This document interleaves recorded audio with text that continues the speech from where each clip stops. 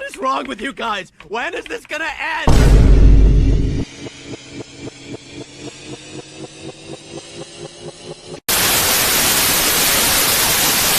Tampa Bay, now you can sleep with the best. Cause the waterbed ranch is here. These little babies take a whole night of rough riding, so if you're in the market for a waterbed, don't get soaked. Bring us anybody's newspaper ad, catalog price, a written price quote, and we'll gun them down. My name's Buddy.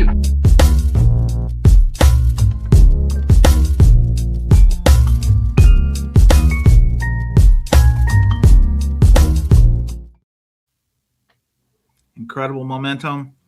I want to welcome the Waterbed Ranch to the Familia, the Surface Noise Mafia. I mean, last week, Mel Farr.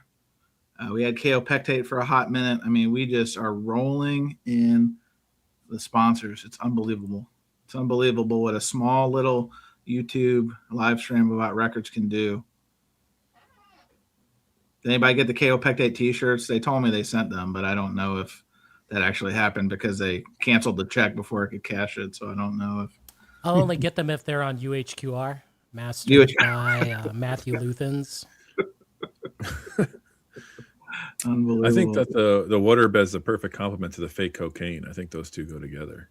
Well, I didn't want to bring that one up because we did get a knock at the door from the government on that one. So I guess that guy he's been evading the law for years, and they thought maybe I had a lead on him. I was like, no, I just took a video from the internet. I apologize. Wow.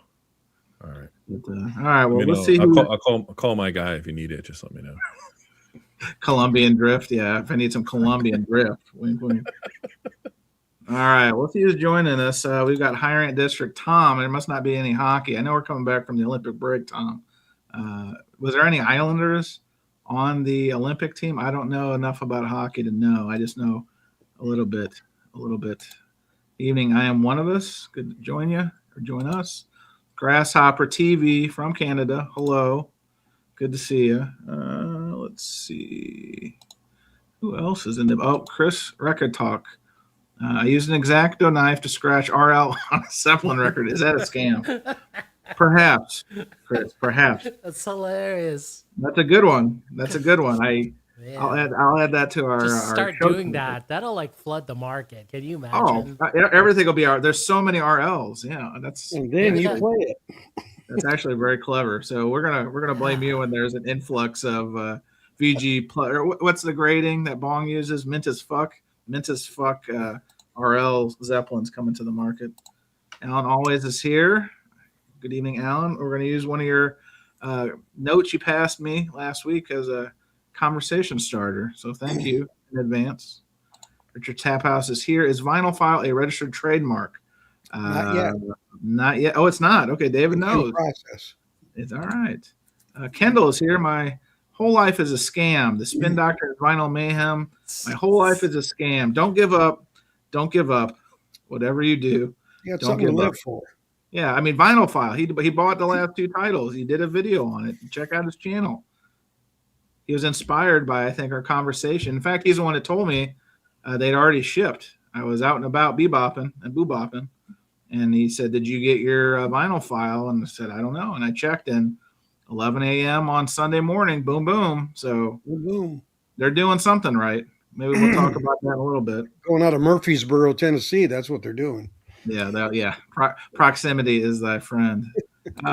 Breakfast King Loyola says, "What's the difference between a scammer and a grifter?" We're gonna get into this, Paul. We're gonna get into this. I'm gonna bring back your comment then. I did see. I think there was a little bit of controversy, or maybe not. I think I saw that Michael Pilmer had Fred Schneider on his program before us. Hey, more power to you. It's who you know and who you blow. I mean, it's who you know that you can get on your show. You can get on your show. Almost went there. Almost went there. No, I don't. I like Michael. I got nothing against him. Good for him. We're going to get the other B-52 that's still alive. Kate Pearson, is that her name? Kate Pearson. I think we'll get her on Surface Noise. Challenge accepted, Michael. We're gonna have a battle. Oh, Stunt Rock Confusion is here. Stunty was really on fire the other day. Says a grifter is decent early 90s to lo-fi punk rock. A scammer is late 90s emo alt rock. Okay. Well. Ouch. Tough but fair. Tokyo Record Styles here. Brian, konnichiwa. Vinyl Junkies, konnichiwa. I know what that means.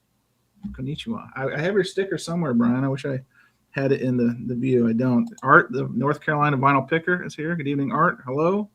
Peter. Hello. Sean, the vinyl dreamscape. Hello.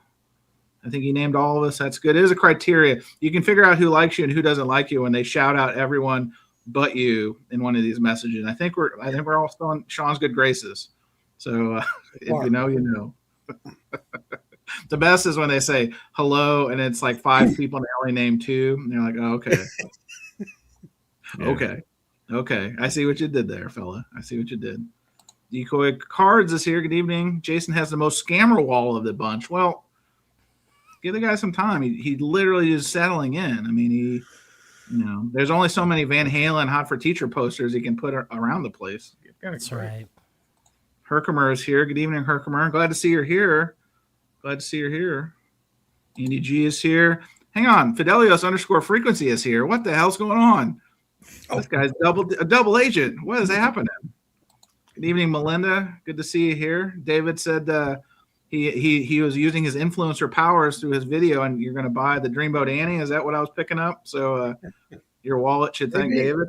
Look at that.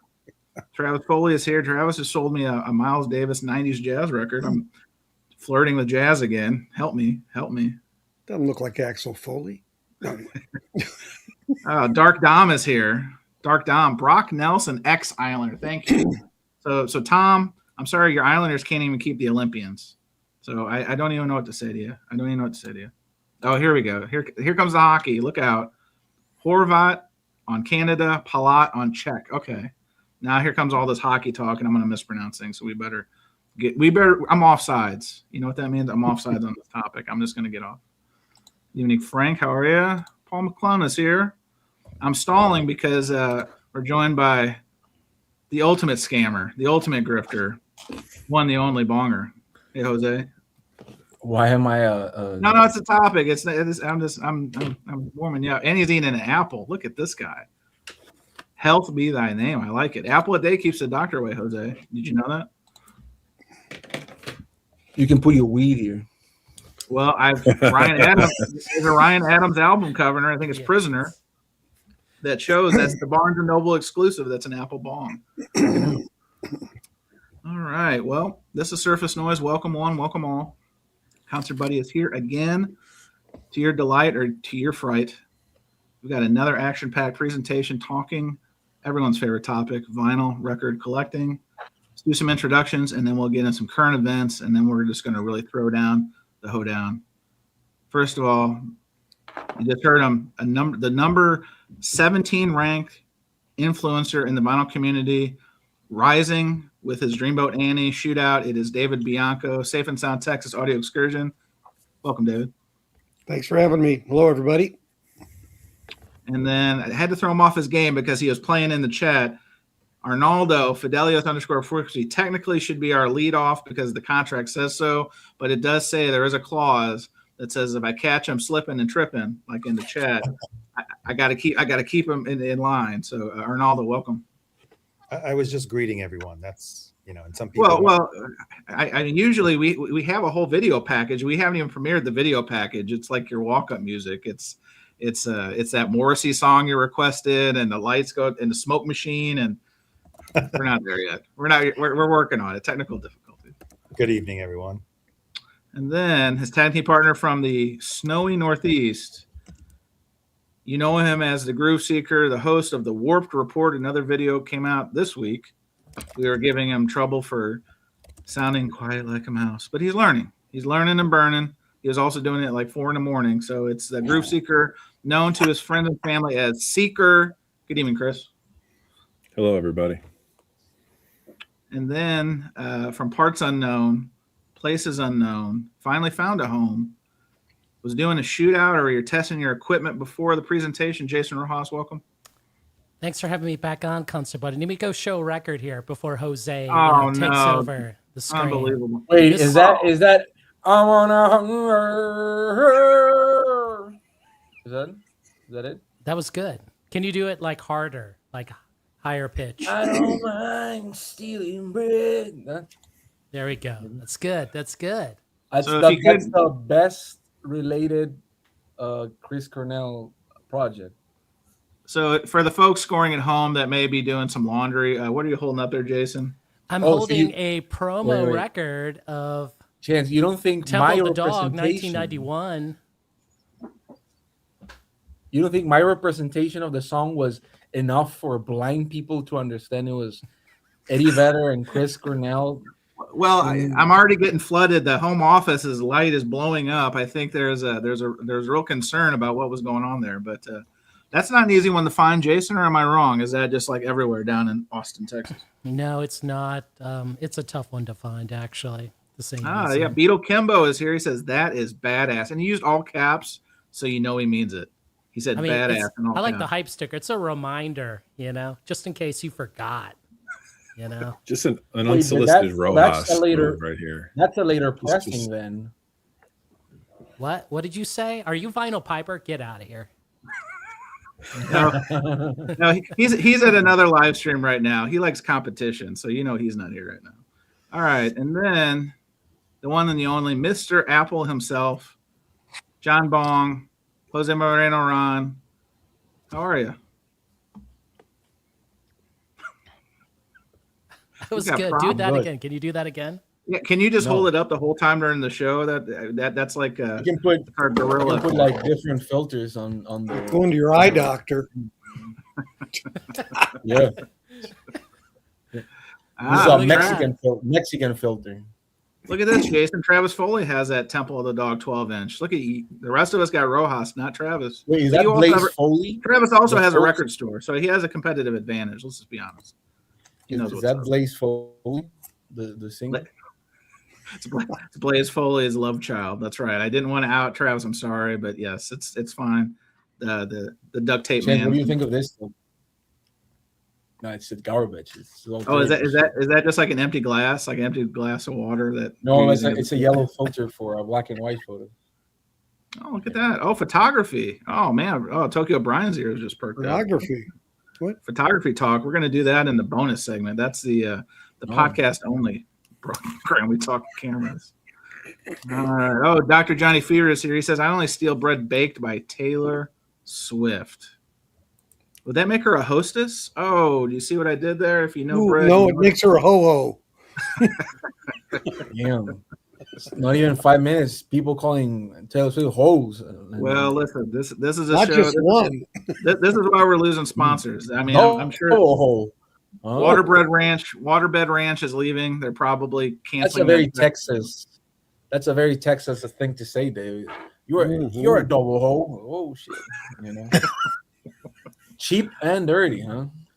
Unbelievable. Well, guys, let's go ahead and get into the show of record talking records. Let's get into some current events because it's about that time that we hit everybody with this video. You ready? Bob's got news for you. Got news for you. Oh, look at Jose. Oh my gosh, Jose, are you in a dark room? Are you developing film? It's incredible. This is cool. Unused Mazzy filter. I know he's sniffing chemicals. There's no doubt about that. Oh, Bonger's incredible. All right. Well, guys, so much going on in current events. I mean, where do we start? I'm going to do the small stuff. I'm going to lead into. Oh, look, Jason's in black and white. Is this filter? Is this the show of filters? Oh, now Arnaldo's going to pull on. You guys, I'm just trying to run a show here. You guys are getting all fancy. Look at this. This is incredible. Well, let me share a screen. I know these filters are lovely, but we'll work up to the big one. Let's first start with Small Fruit. MoFi did it again. A new announcement. They were doing so well. They were really doing so well, at least with the titles that people didn't know about or were interested in. And then they do this one. Whoops. Cloud9. The Temptations was announced. Who pre-ordered this one? A record, by the way. I saw it in Antique Mall for $7.99 today. I just want to be very transparent. But this is MoFi. This is the best, the creme de la creme. Well, for $59.99 USD, I am Cloud9. That's right. I think I don't even know how to comment on this. I got this email blast today, and should we do a live call? 312-433-0200. Just do a live call. Is this the creme de la creme? Like, That's got the scratch and sniff cover, actually. is this the best this has ever sounded?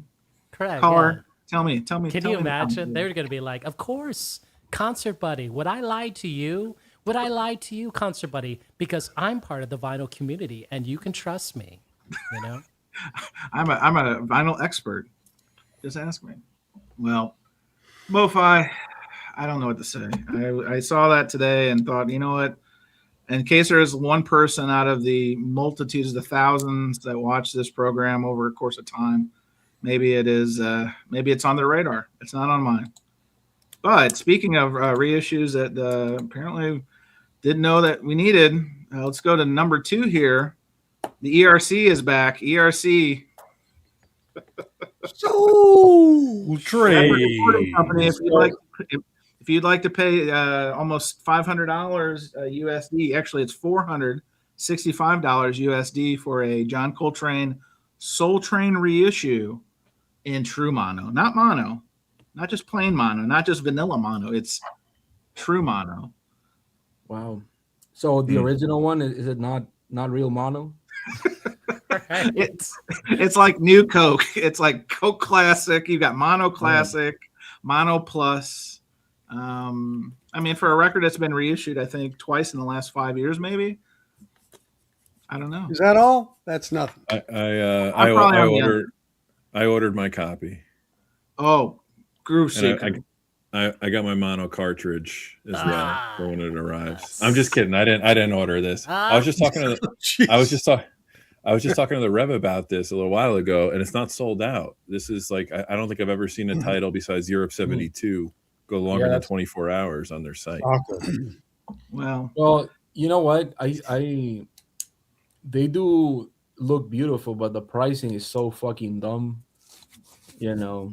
As our friend Lavelle says, ERC is for the big money guys. Money guys. Can you zoom in right there below edition of 345? Right there. ERC will not undertake a repress of any release at any future point. Okay. This ain't no MoFi where they just make up numbers. Okay. Well, you know what? My real question is 345. So they're making 350, and he keeps like 5 copies of that, because it can be that he has 345 copies. You know, Maybe 10% overrun. So, guys, am I picking up what you're putting down? Is no one on the panel picking this one up? Because I find this hard to believe. No, This is the title. It's the one we were all asking for. I mean, has anyone on the panel had like an ERC? No, and I know you're gonna say you got the Gil Scott hair and you're gonna rub it in my face. No, I mean I had it, and then I also had the Vashti Bunyan, but I've sold them. You know. Ooh, you've moved them onto their vinyl forever homes. Wow. Yes. Yeah. Did you also make a solid return of investment, as we like to say in the game?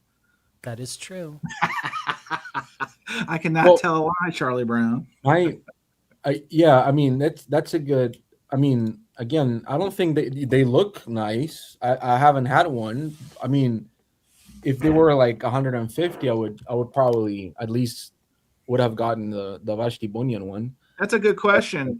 Is ERC for true audiophiles? Because there's tiers of audiophilia, and I know that we're emerging seasoned audiophiles, most of us here. But is ERC for the true audiophile? Jason, you've had a couple. Is this something we can aspire to reach? Only if you want to be a true audiophile, because since I'm part of the vinyl community, right? You can trust me, right? You can trust me. Right? I'm more of a record expert than most of these people with over 40,000 subscribers. Don't listen to them. Wow. They get their promo records for free. Oh, don't go. We're going to talk about that. We'll talk about that. We're probably going to go there. But all right, let's keep moving on. Moving and grooving. Another topic sure to titillate and excite the masses. And again, I give credit to a friend of the show, Alan, always brought this to my attention. Let me find the materials, because this is I mean, let me just say this before you show it. Like ERCs aren't bad. Like if you can afford them, they're very like eye-opening, like and great listening experiences. Like Jose brought up the Vashti. Like I wish everyone could hear that. You know, that was like an amazing release. It's like, just the pricing. For me, it's just the pricing. I mean, they look like nice, but you know. Well, speaking about looking nice, here's the newest, and this probably would have been a better lead into our primary topic of the podcast proper. But if you're looking for the ultimate vinyl collectible, have I got something for you? Wait, own a piece. What is this? I mean, I'm going to quote Jose here. What is this shit? Jason, I'm about to blow your socks off, buddy. Get ready. This is the ultimate vinyl collectible. Own a piece of vinyl history and its trademark. This is our friends.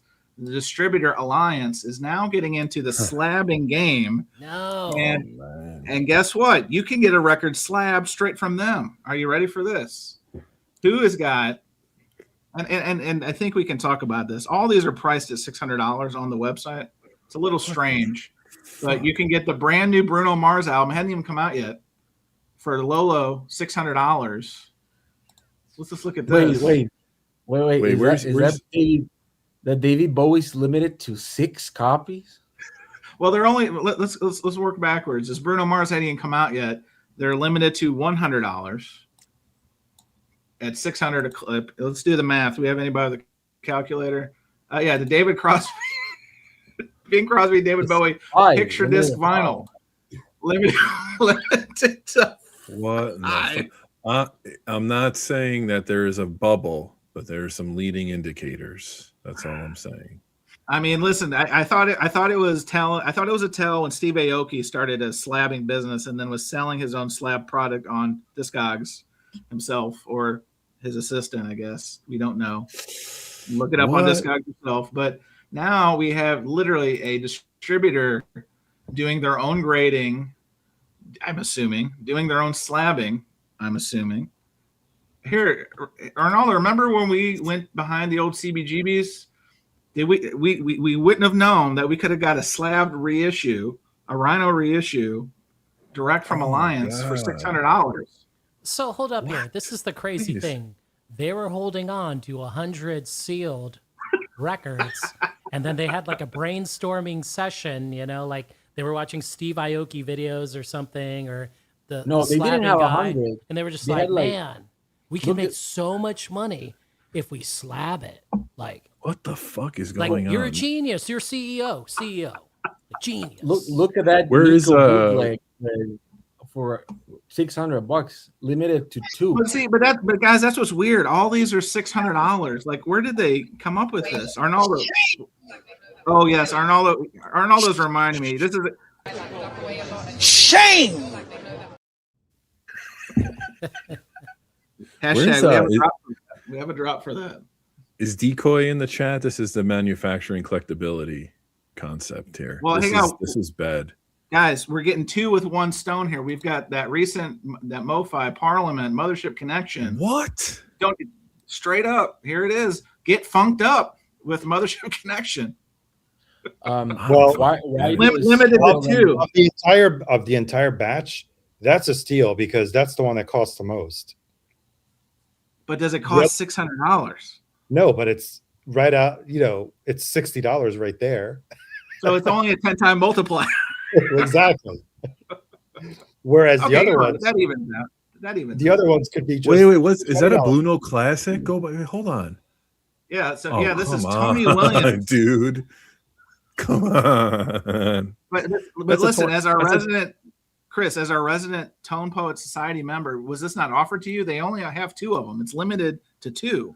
Are you telling me that this wasn't made available in the society? Well, hold on. This is a classic, first off. Let's not insult the society. I'm just kidding. But this is a $20 record on Amazon now. Wait, you got to go back to Tom's comment. You got to leave that up. You there you got go. to leave that up. God help us if they send Mazzy a free slab. I think Mazzy is on record as saying he is against the slabification of this thing. But you know what? What the fuck? Well, the reason they did this, Chance, is to make the ERCs look reasonably priced. Great, David. You this is the connective tissue. We tied everything together. I like what you did there. So basically, Alliance has overstock. Can I just ask a question? Please. Is there a rating on here? Well, that's the thing. I didn't hear. Let's see. Let's explore. Here's another picture disc before I leave. Marillion, Misplaced Childhood, a 2017 remaster, limited to 2. So, guys, buy now or cry later. I can guarantee. What am I missing? Hold on. What is that company? What is the company that does the slabbing and the rating? Oh, there's a couple. There's right. There's AMG. So how does that EMG. tie in to this gimmick? Like, well, this is just my impression. You're not going over the middleman. You're getting straight from the distributor. For all we here. know, there could be seam split there, and we're not seeing them. Don't go for 700. I was gonna say something similar to Ronaldo. I know that Blue Note Classic Tony Williams is warped. It's warped, exactly. I can guarantee it. Arnaldo just cracked the code. This is what they're doing with the warped steel body heat. They're doing it. They're grading under the cloak of night because, to Jason's point, I don't see any click-throughs about. And I could click this Funko thing, but I really don't want to click. Wait. By the way, no. This is. I figured this is all the stuff that Arnaldo and I return, and they take it and slab it. That's it. My question is, it says hot off the press, and all these records were like pressed in 2017. We're in a time machine. Next year, it's going to be the 10-year anniversary. They're going to have a whole new gimmick. 10-year anniversary of this. It's the hot slabbing machine press. It is. Oh my gosh! Trans-Siberian Orchestra, Beethoven's Last Night on red vinyl, and it has the hype sticker. That's got to be a 10 of 10. That's got to be a grade 10 of 10. This is the decline of our civilization. So, is the record sealed and then slabbed? Well, do you see that picture? It's the same guy. He just bought a slab record, and he doesn't know why. I mean, the hype sticker there is a giveaway. Yeah, it's a craft, right? No, maybe not. But for all we know, holy shit, was it opened? Like, you can't see the record, so yeah, because all the copy is just a description of the piece. Wait, can you scroll down? It says hide unavailable. What does that mean? Oh, maybe. Oh, you could only get 2 or 3. Somebody already bought. Somebody bought it. Stunty, come on! You bought one of these. I know you're a big TS. Wait, it says make offer, so you can like beat someone up and get it like. Oh my gosh! Offer $1, Chance. Offer $1 for it. I think we're in the wrong segment. This is in the next segment. We should have talked about this and the scamming and the final scams. What? Yeah, that's where we should have talked about this. Yeah, I'm depressed. Here's a good comment, Chance. Look at this. Great. So Backstage Recording says this is a good way to get rid of the respective albums because who's going to check? And that's correct. That's correct. So I will say that this is a great way to laundry money. If you have a friend and you're like, hey, can I get $1,200? Yeah, just buy 2 of these, right? And they just launder you. I always wondered what artwork on the Giza Liquid Swords album meant, but I think they were fighting over slab reissues, and here it is. I mean, no alliance. This is depressing. Well, just when you think you've seen it all in the wild and wacky world of record collecting, here you go when you have a distributor taking their stock, slamming it, and there's no information on the website explaining their process. Like, I'll give like AMG and the BMG guys, at least they talk somewhat on the website. There is degrees of transparency for the other companies who truly slab records. I don't know what this is. So, Alan, thank you for elevating. Can we put a follow-up flag on this topic? In the sense that 6 months from now, we'll check Discogs and eBay. Probably it will appear in your eBay and see if people are actually rebuying them at a higher price. We'll put a flag on it. I think we can do that. Oh no, Stunty says he bought it. He bought that one Trans-Siberian Orchestra. He said he bought it, and there was only Pokemon cards inside of it. No record. Big scam. Big scam. It's insulting. Oh, see, Alan says this is like buying uncirculated currency. It's quote factory perfect. That's a new term. I've been waiting for a new term in this hobby, and factory perfect. And there's the chat, literally. And there's the chat. And how many records come out of the factory perfect? To be continued. All right, last topic for current events, and then we'll get into vinyl scams. Who's ready for that? We'll try to go quick on this one because there's probably more information. I don't think the Rock and Roll Hall of Fame finalists were announced. It's an interesting poo-poo platter. Look it up of candidates. Let's go around. Which one makes the most sense and which one makes the least sense? David, I'll start with you. I did a video on it. Watch it. It's on my channel next. Smoking like a YouTuber. All right, Arnaldo. I'll go to Thanks you. for taking the time, David, to reply to this. Hey, I planned ahead. Yeah, I guess. Arnaldo, which one makes the most sense? Which one makes the least sense? Okay. I mean, we've got new edition pink should be removed. Oh everything, no! Everything else is worthy of a nomination. Let me see. Even Phil Collins. Philip Collins. Okay. Yeah. They got to give Collins, it before things go south for Phil. This is the last straw before Phil Collins dies. He's just like holding on. He's a shoo-in. He's gonna be nominated. No, he wants to see Shakira's ass like up front and then die. That's what he wants. So what you're saying, Jose, is watch it live. There could be some fireworks. Is that what where I'm miffed is the Joy Division shared nomination with New Order. A shared nomination. Is this a first? This is unusual. No, they've been shared for a while. Yeah, I know. Only because okay. All right. Yeah, I think that's not a new division. It's a new edition. Exactly. Groove Seeker, which one made the most sense? Which one makes the least sense to you? Well, the most sense I would say is probably Oasis. The most sense? Yeah. On that entire list. No, come on. What is this shit? Of course not. Why would it be Oasis? They were the biggest band in the world for 4 years in the 90s. Iron Maiden was the most famous band for like 3 decades. And they're still not in. Yes, that's why it makes more sense. The singer is a pilot. He's a licensed pilot. You're the most. All right, so sorry. Let me just finish giving my opinion. Give me 1 second.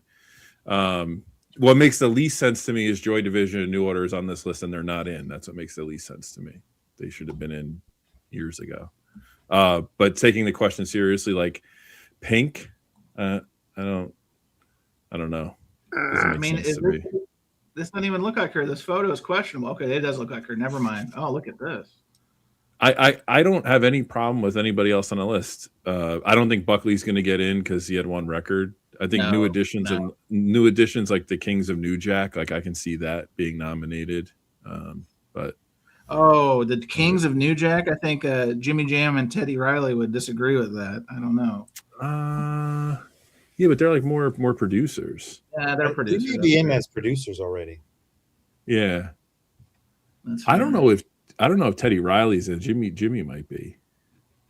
He may be, yeah. Same question, Rojas. When I think of Luther Vandross, there's no one a bigger fan of Luther Vandross than Jason Rojas. So I'm going to automatically assume that's your automatic gimme. This list is like a soft, wet dream. Like not good, not great. That I have to agree with Arnaldo. The Joy Division New Order thing. That's cheap. Don't do that. It's cheap. Okay, and then I'm going to say one more thing. I love Jeff Buckley. I love him. Love him. Yes. You only did 1 album. Does he belong to the Rock and Roll Hall of Fame? That's the question. You only did 1. You didn't live to do like the second record. You know? Well, but there's a lot of 50s artists that never did an album. Exactly. Richie Valens only put out 2 singles in his lifetime. Yeah, it's got nothing to do with the number of album.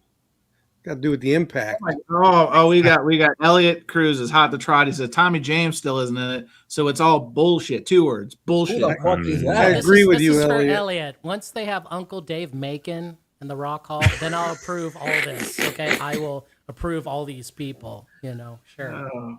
So, Bonger, Yes. who makes the most sense and who makes the least sense on this list? You just said Iron Maiden. Is that your most sense, or Well, is it it's the Black Crowes? From what the fuck no. That Iron Maiden, it's the only band that actually makes sense to me in this list, in the sense that supposed to be rock and roll, whatever.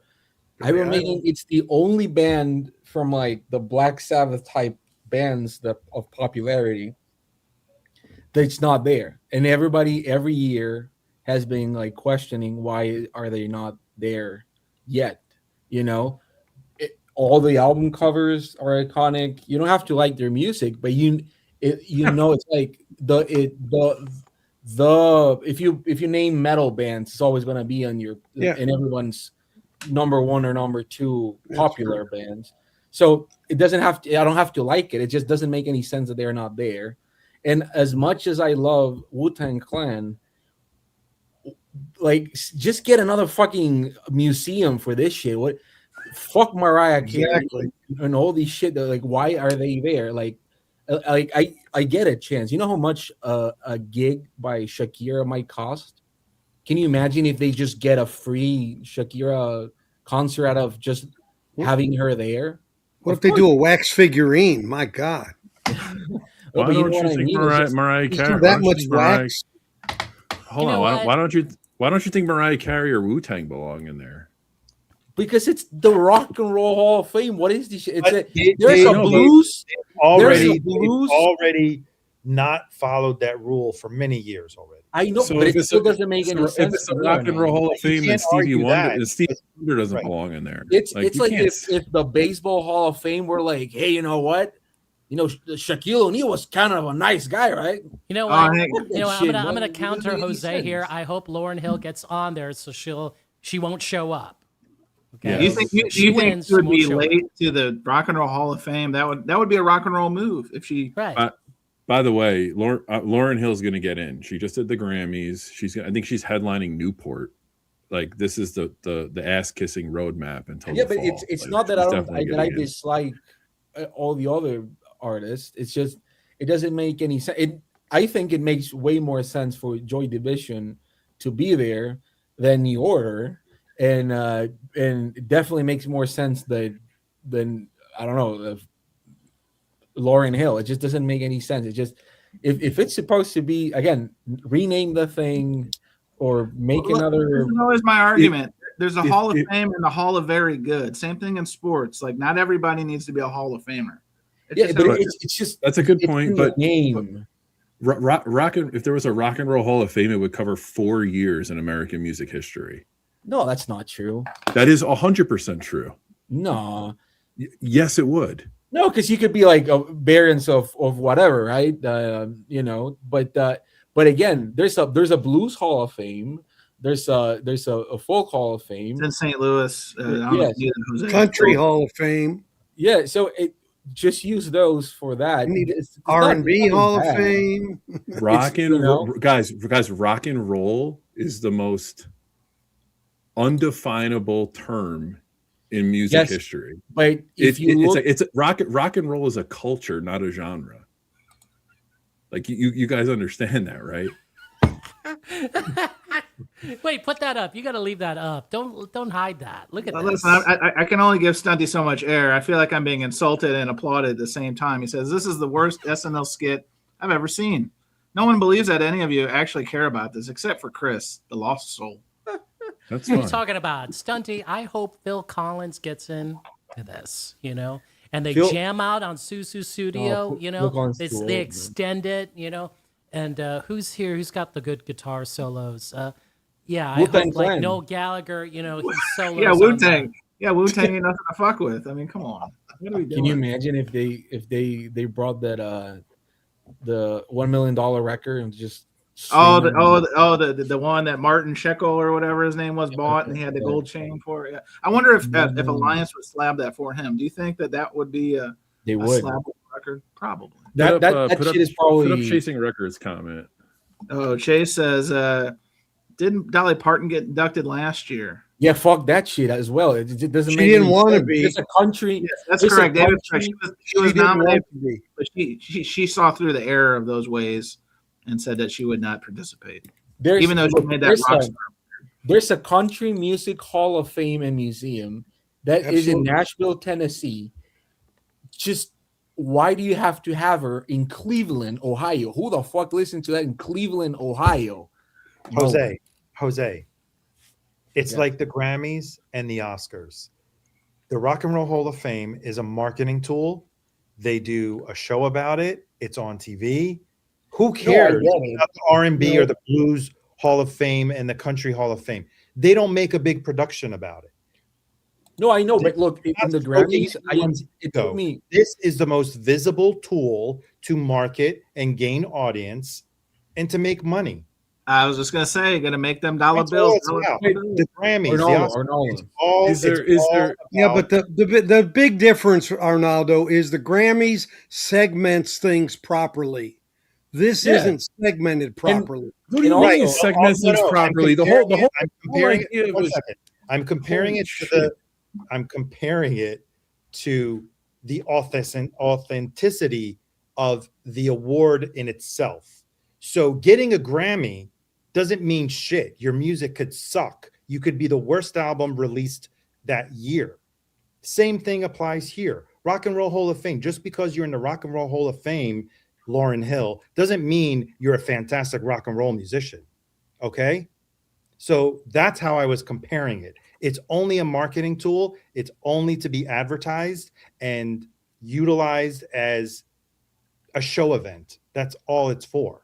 And to create a museum, to make people go to Cleveland and pay money for this Rock and Roll Hall of Fame for whatever kind of memorabilia these stars donate. I'm not debating whether it should be Melissa Etheridge or whoever it is. It doesn't matter. That's why I know. But look, my thing is that they have all these other museums that are really big, and they look like have. And they're probably inducted there. What don't you understand, guys? Rock and roll doesn't fucking exist anymore. It hasn't existed but in that's 50 fine. fucking years. Yeah, So but in order to that's have the Rock fine. and Roll Hall of Fame Museum, you have to create a new offering. That's and fine, get but what do other you types of think it's music in here. closer? What do you think it's closer to rock and roll? Iron Maiden or Dolly Parton? Like what? Okay, Iron Maiden. What does that mean? It means that there's a look. If I was Dolly Parton and I would get in the Rock and Roll Hall of Fame before the Country Music Hall of Fame, I would be angry because I would be like, you know what? I've put all my effort, all my life into this genre, and I don't get the recognition. And these other motherfuckers in Cleveland, Ohio, think I'm the shit. Kind of weird. You know Is she what I in mean? the Country Hall? Is she in the Country Music Hall of Fame? I have no idea. She probably built the thing with her own about money. But you know what I mean? Would it make more sense if she was Is there a there? hip hop and rap Hall of Fame? Is that the Epstein files? There should be. Jason, what's happening? There's a lot of shimmying and what is? Is there Johnny Mitchell in blackface? You're gonna get stream taken down. Yeah, I better make it small. I want to understand something. What, regardless if you agree with it or not, what is the harm of preserving music history? It's not. There's no harm in it. There's no harm in it at all. But that's Chris. But that's why it's important. Who do you think would be better at preserving Dolly Parton's career or guitars or whatever she wants to donate? The Country Music Hall of Fame or the Rock and Roll Hall of Fame? If you go to Cleveland, Ohio, Songwriters Hall of Fame, boom. or songwriter Hall of Fame. You know who what I has mean? who has the most resources? What? Who has the most resources? No The idea. bigger budget. Look, it could be Country That's Hall of answering my question. You think the Country Hall of Fame has more money than the Rock and Roll for Hall of country Fame? artists. Yeah, Probably, absolutely. Chris, listen. If the Rock and Roll Why can't Hall you of be Fame, involved? Wait. If the Rock and Roll Hall of Fame, I don't know because I've never been, but I would think that the Dolly Parton section of the Rock and Roll Hall of Fame, it's not that huge compared to if they have one at the Country Music Hall of Fame, they would have her at a pedestal somewhere with like, you know. So I just think agree with Mazzy. Yeah, but I'm then not call talking it about the rock. Music I'm Hall of talking about Fame. the institution. This is some fucking. Then call this it is the this- Music Hall of Fame. No, wait. No. Concert Buddy, can you show Easy Now's comment? Hang on, Easy Now. Where? Here we Recent. go. Oh, Easy Now asks, is psychedelic horseshit on the list to be That's, nominated? that's on the singer Just vote. songwriter. I will show up. You know, I will show up, and I will say, I belong to the vinyl community. You can trust me. I'm a record expert. Okay, I don't get my Can Michael promos Fremer for free. introduce you? Oh yeah, that would be even better. You know. Yeah, right. And we would do a hearing test live. No. Oh no. Look, all I'm saying is that I think So disrespectful. that they would be way better off if they give the opportunity for the genre that the artist is more well known for to take care of preserving the whatever the artist wants to donate. You know, it's like the precedent. It has nothing to do with donating any kind of memorabilia. It's just the recognition of being acknowledged, quote unquote, for their contribution. For their contribution. I'm disappointed in the genre focused debate here. Yeah, I'm not. It's not the genre. Chris, Chris, here's the deal. It's a naming issue. Why don't they just call it the Music Hall of Fame then? Yeah, that's what I'm saying. It just because you wouldn't never have Iron Maiden in the Country Hall of Fame. Exactly. Yeah, exactly. It's true. But okay. Maybe or maybe segregate, have awards in different genres within the Rock and Roll Hall of Fame. And again, do you think? Look, you could argue however you want. If Johnny Cash, it's metal up your ass in the 50s, but it would make more sense to have Johnny Cash on the country. I'm going to say this. When I'm inducted, when psychedelic, hold up, Orlando. When psychedelic horseshit is inducted to the Rock Hall of Fame, I'm going to be like, Jose Moreno-Ron, fuck you. Fuck. Yes. Shame on you! Front row seat. That's with a lasagna, gizzard lasagna. Can I just advocate for Beyonce being inducted in the Country Hall of Fame? Fuck that shit. Of course not. What is this? There we go. There we go. Amen. Because because genres have to rule. Like, it's ridiculous. Because you're missing the whole message. Chance, I can't wait for Gigi Allen to be inducted in the Nashville Country Hall of Fame. I'll be there, front row seat with a. Is there a folk Hall of Fame? Is there a what? There's you know what? Another funny issue. There's a serial killer Hall of Fame where they have and they have the Gigi Allen poster that John Wayne Gacy Jr. Did for the documentary. So you're sort of in the right field. As we beat this topic up enough, I think we need to leave the Rock and Roll Hall of Fame. Leave it to the experts. Wait, hold up here. Has anyone the experts certainly are in this fucking panel. Has anyone on the panel been to the Rock Hall of Fame in Cleveland? Anyone on the panel? Here. Yeah. You've been. Yeah. Not even the devil sets foot on Cleveland. Concert Buddy has been there. That's correct. I've been there too. Did you see U2's car? Remember that? It was on the. I remember Otis Redding. A piece of the fuselage from Otis Redding's plane was there. It was a little macabre. You guys have been, but Kiss donated their costumes, correct, to the Rock and Roll. Yeah, they have like mannequins, I believe. Yes. Right. That was years before they got inducted. Sure. So it's like, Jose, preserving whatever. It's like there's probably memorabilia from artists that are not even inducted yet, just because they donate. I don't know that. I haven't been there, but it wouldn't make any sense. The Kiss costumes were in the Rock and Roll Hall of Fame way before they got inducted. I have no idea, but it wouldn't make any sense.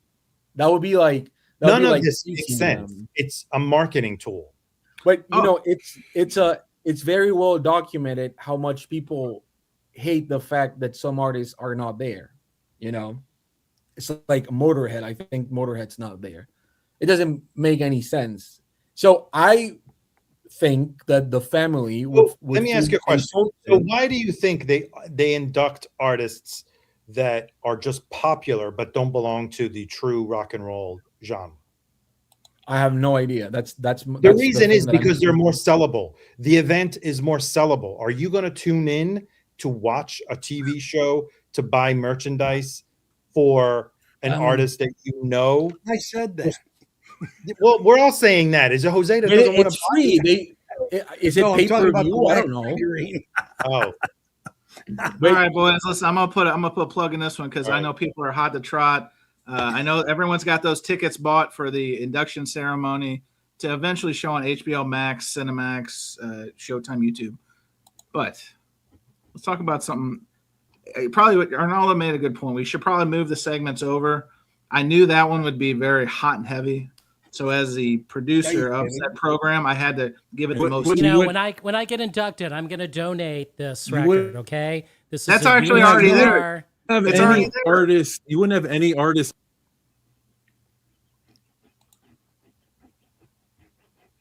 Uh-oh, you froze. You froze up there, Chris. Oh, Chris's take was so hot it melted.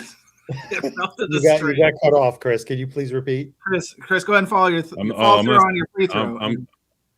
I'm done. I'm done for the night. All right. Well, guys, it's time. It's what everyone's been asking for and waiting for. And we're going to kick it off with this one from earlier. Breakfast King of Loyal. He's probably left the stream by now, but he asked, what's the difference between a scammer and a grifter? Well, great question. We're going to get into it because the next topic is vinyl scams. Vinyl scams. Now, this can be an all-encompassing topic. We're going to try to be because this is a show that informs, entertains, and complains, trademark pending. And so we're going to talk about what to look for, have we been scammed, et cetera, et cetera. And I'm going to kick it off with this. Now, this isn't limited to just online purchases. If you've been scammed by the tomato lady, like Jose has over and over and over, let's talk about it. I know where she lives.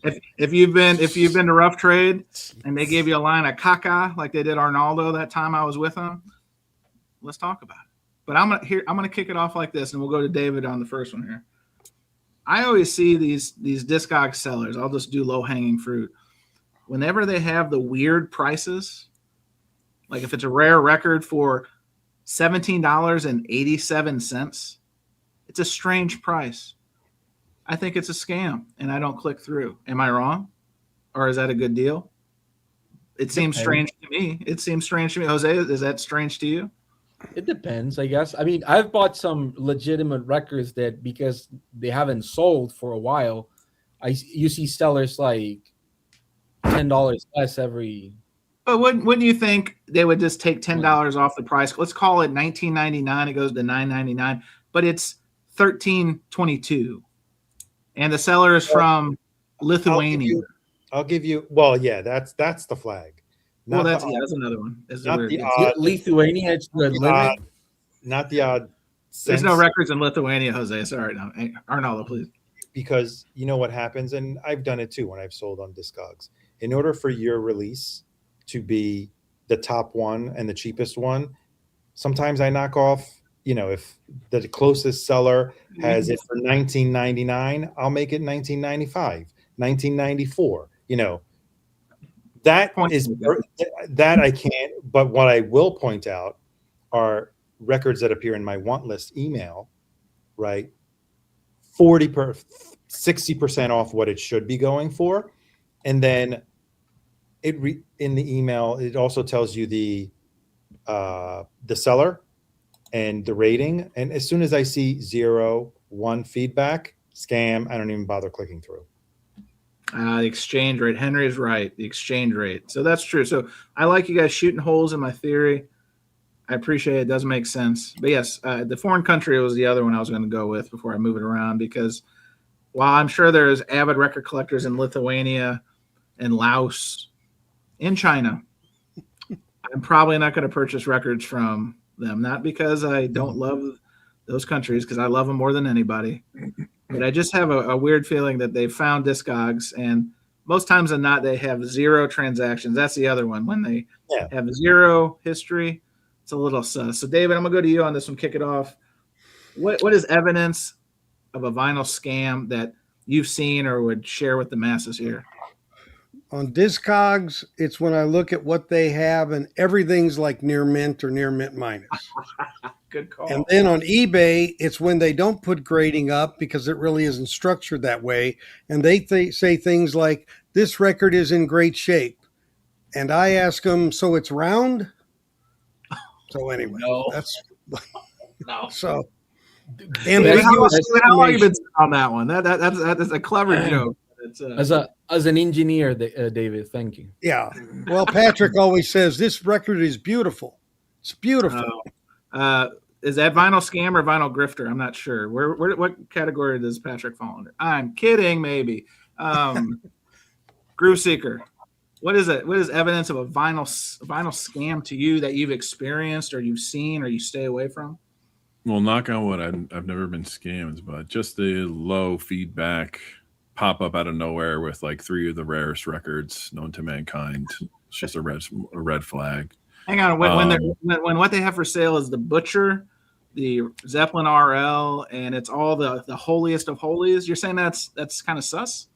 Yeah, it's sus. Or on eBay, like they'll sell stamps and vintage T-shirts and have like one, Sgt. Pepper's they claim is like original first UK or something, and it's not really a scam. It's just you have to be weary of what you're getting into, something like that. But I don't know. That's pretty much it for me.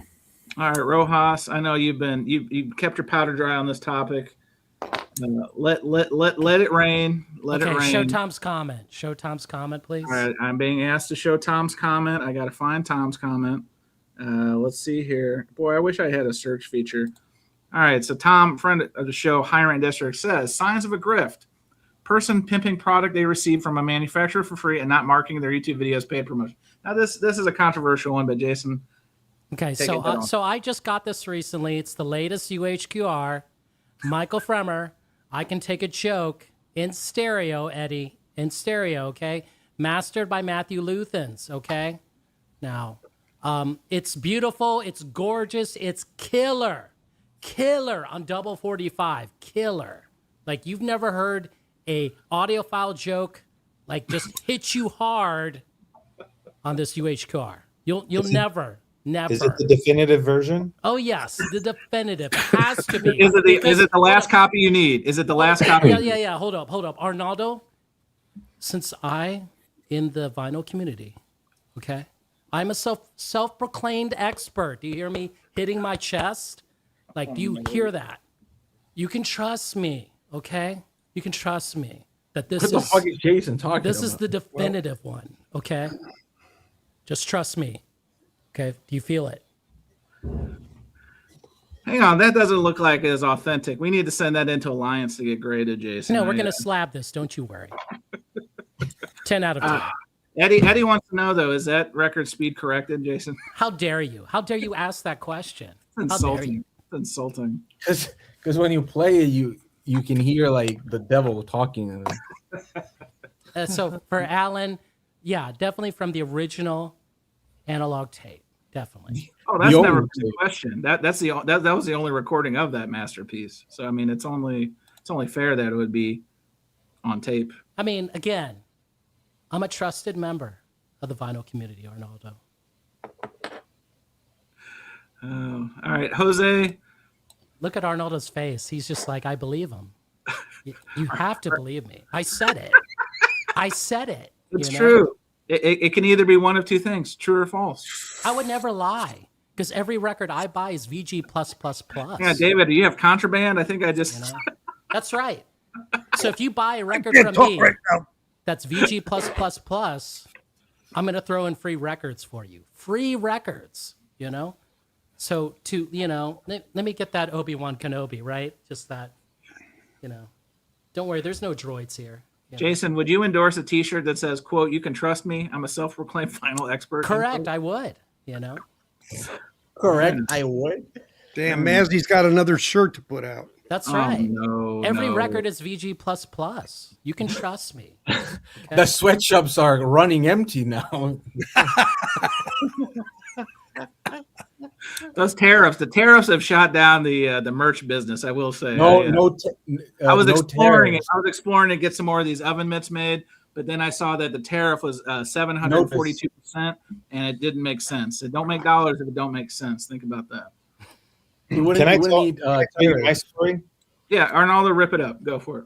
Okay, so I've already told the story about the guy that is this a sweatshop?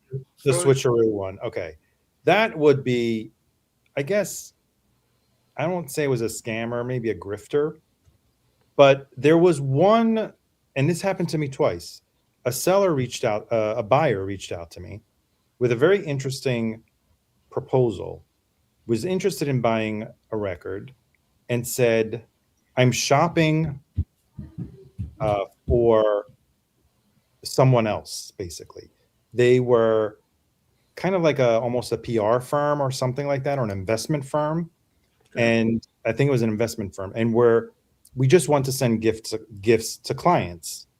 So are you able to send whatever we would purchase from you in an unmarked packaging? Like, don't put your store name on there. Don't put anything on. Just, we'll give you the address and you send it. And the first time they asked on a record that was quite expensive, so I ignored it. And then I got another email, but for a record that was that I was selling for $20. And everything seemed legit. Like, I asked several questions. I had it back and forth, correspondence. They paid for the record. I shipped it to the address that was different from where the buyer was buying from. And it's been months now. No one ever complained. No one ever complained that the record never arrived, broken or anything. So as an example, I thought it was a scam, and it turned out to be totally fine. So maybe we're a little too paranoid. Yes. Jose, help us out. I could say the tomato lady has scammed you so many times, but you've brought that up on the show. I don't want to go there, but what are the signs for you that something could be too good to be true? So hold on a second. Is that the term, Herkimer? He's drop shipping them? Is that what you call it? I guess. No idea.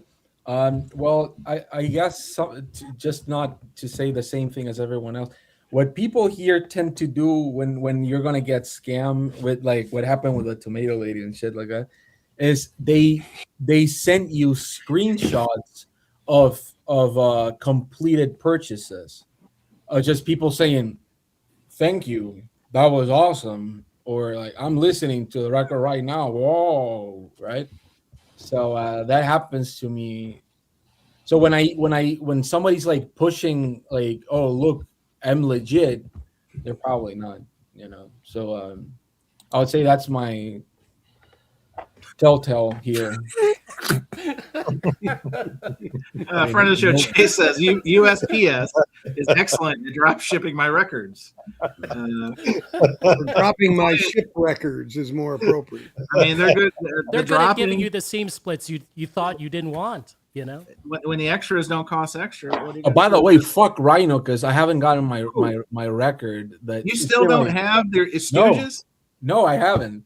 And I messaged them, and some lady seemed nice when she replied to me, said, "So you want a refund or the record?" And I was like, "I want the record," and that was a week and a half ago or something like that. And I haven't, and I've been mailing them every 2 days, like.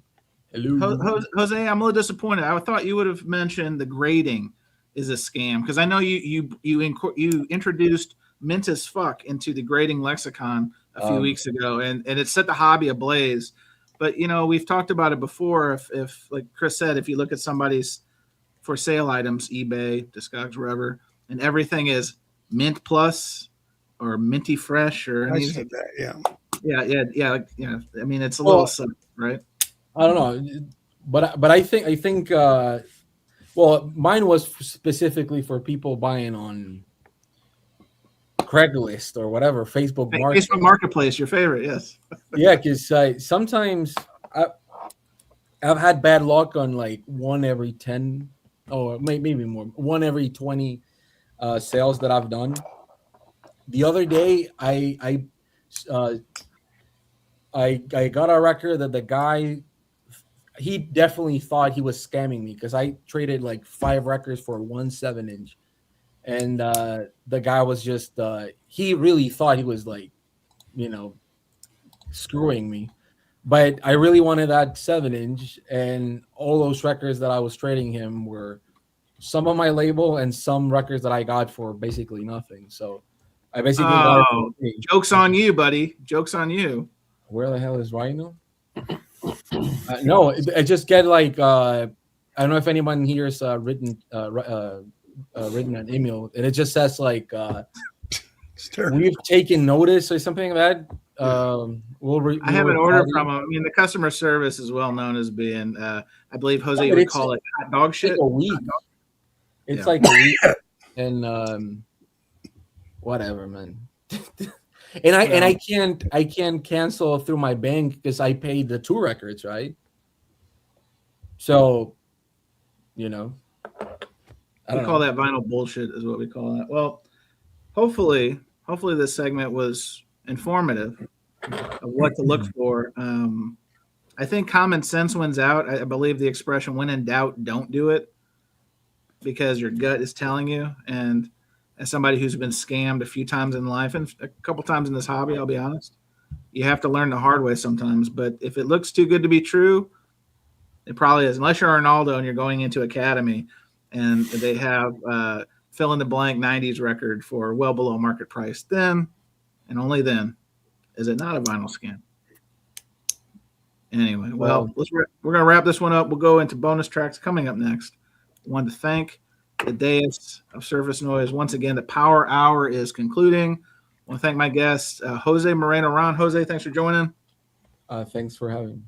Jason Rojas, new from the Vinyl. Are we going to call this the Vinyl Laboratory? Is this the new name for your domicile? Okay. All right. Under consideration. I like it. And then David's been on fire lately on his channel. Again, Safe and Sound Texas Audio Excursion. He had friend of the show Adam on Monday, the Audio Quest. Yep. We're going to be talking about a new project David is working on. I'm working with him on. We're going to announce it pretty soon. It's going to be one for the ages, and you should stick around for that. So, David, thanks for joining us. Thank you. And then Groove Seeker, I hope you've calmed down. The Rock and Roll Hall of Fame. I don't think I thought it was some King Kong vibes. I was getting some Denzel in Training Day energy from you. So I thought maybe we should just kill the segment. So, Chris, I hope you've recovered, and thanks for joining us. I appreciate. You should have let me keep going. But I appreciate it. I was waiting for you to say, "I'm King Kong, motherfucker. I'm King Kong." Let's create a museum for 9 years of music history and never put anybody else into it. That's the message I want to send. That would make it exclusive. It would be like getting in the Spago. Wolfgang Puck's Rush. Let's get Chubby Checkers to do the Super Bowl again. The Twist Hall of Fame. Careful what you ask for, Jose. It could happen. And then last and certainly not least, you know him, you love him. He is the highest paid member of the Deus, Arnaldo Fidelios _frequency. Arnaldo, once again, thanks for joining us. Thank you for having me. Have a good night. Or bye, everyone on the podcast.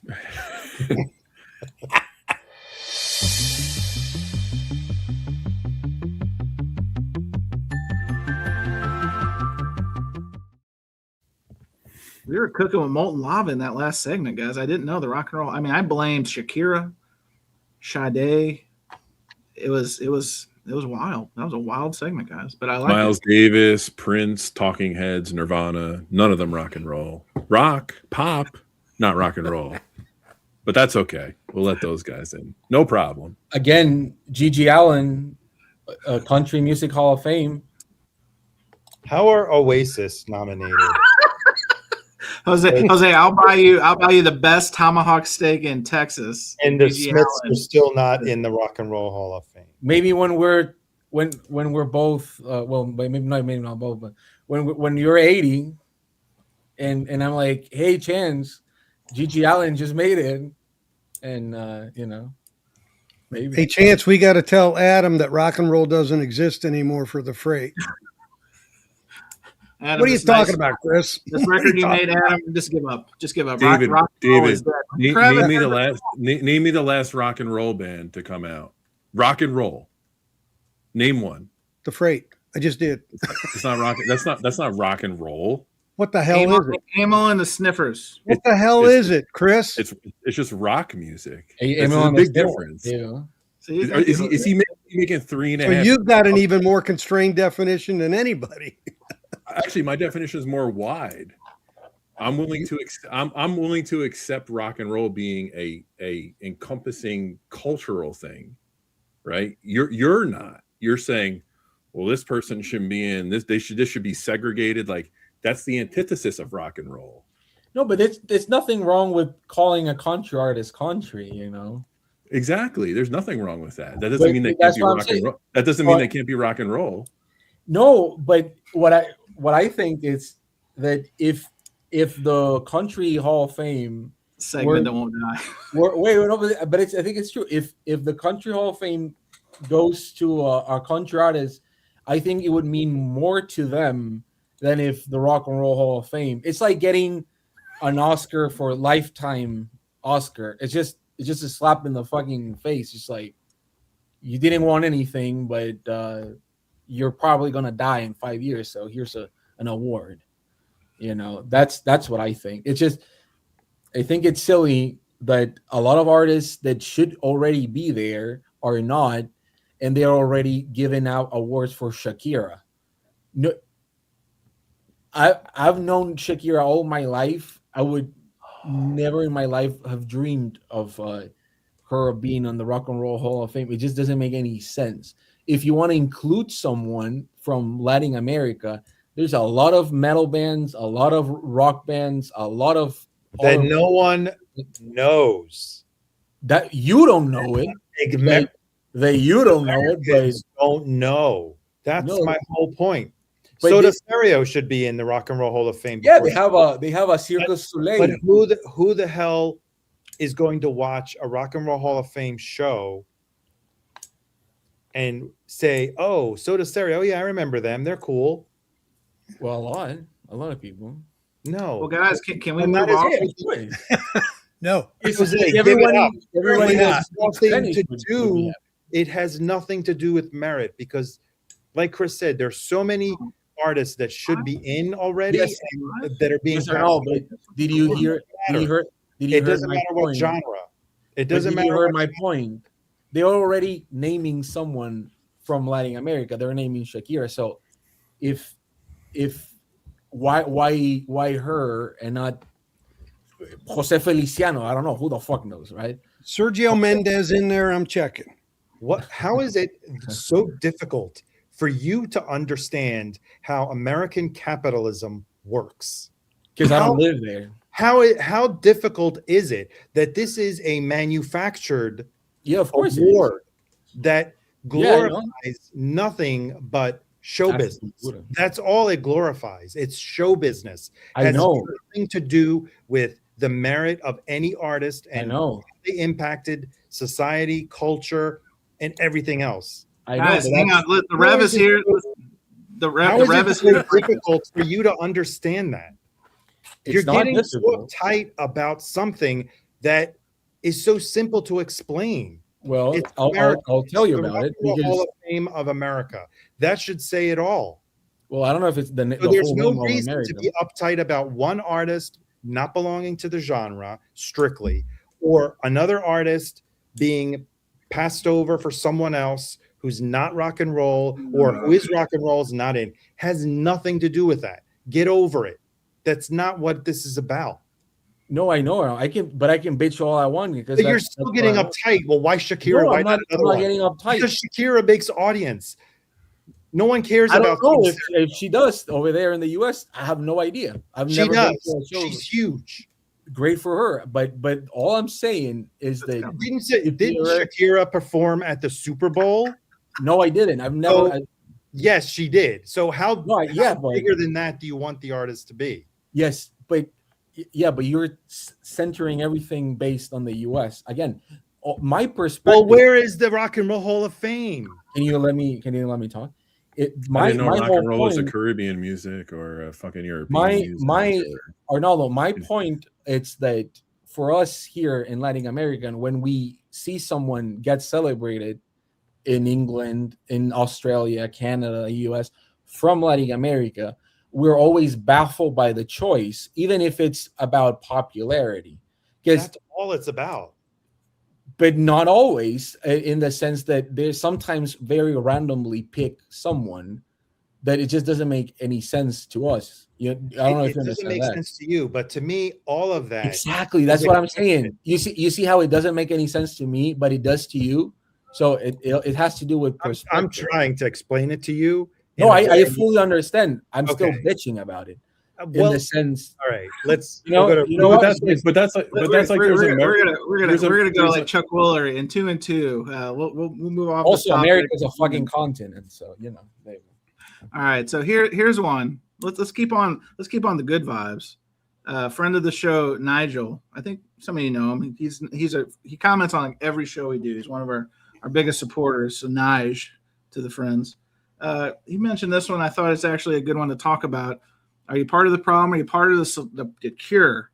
And he was talking about Discogs listings. And so it made me get introspective.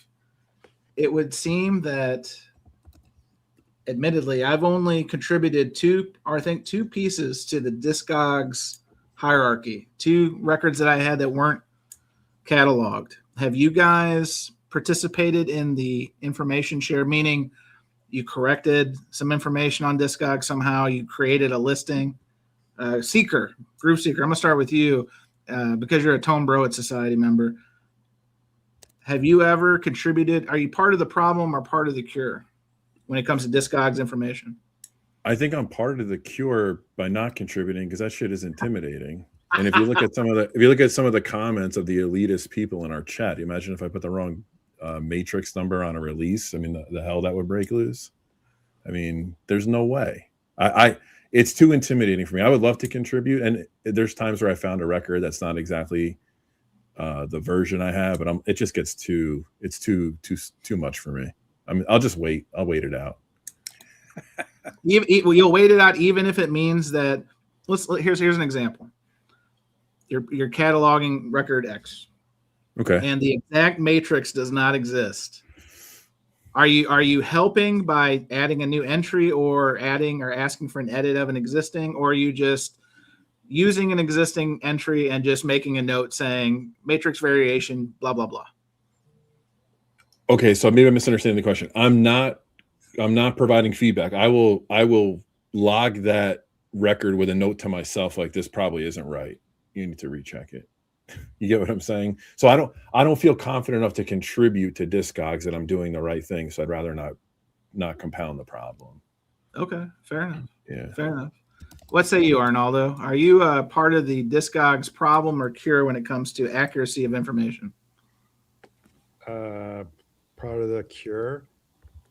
So you've contributed entries and you've edited and that sort of thing? Contributed maybe a couple. I wouldn't even say a handful. And I've contributed to correct one. And it was like a rabbit hole. Remember the whole Johnny Cash? Yes. Yeah. Is it a bootleg or is it a real one? And when I was questioning someone who was saying it was a bootleg, there's a way to see all of the edits that are relating to a certain entry. And there was so much discussion, like, unless you click in that you want to edit and you want to do something or put a comment in the listing, you don't see that. And there was so much back and forth of people disputing other people's theories about this specific pressing that I just I put my comment there and I was like, whatever. I started checking it maybe every week or something, because they don't even have sometimes a system to notify you if there's like a response to something that you edited or something that you want to edit. No, it wasn't Smiths related. But yeah, I've contributed more than anything. And then just like Chris, there's times where if the matrix doesn't match, because there's some releases that they have made so many pressings of that sometimes one plate like side A, the matrix will match, but side B won't match. Or a record that has been cut so many times, you'll have like the 7C version, right? Or the 9C version, and it's not listed there. So, what's the point? Because then you go on to Dark Side of the Moon, and there's like 1,000 entries there. That's unnecessary.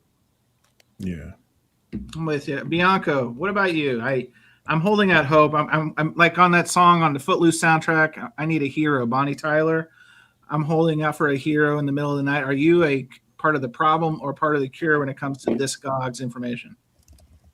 I've added quite a few albums actually that weren't on there. I've edited a lot of them for additional matrix numbers, and I'm about ready to add this one because it isn't on there.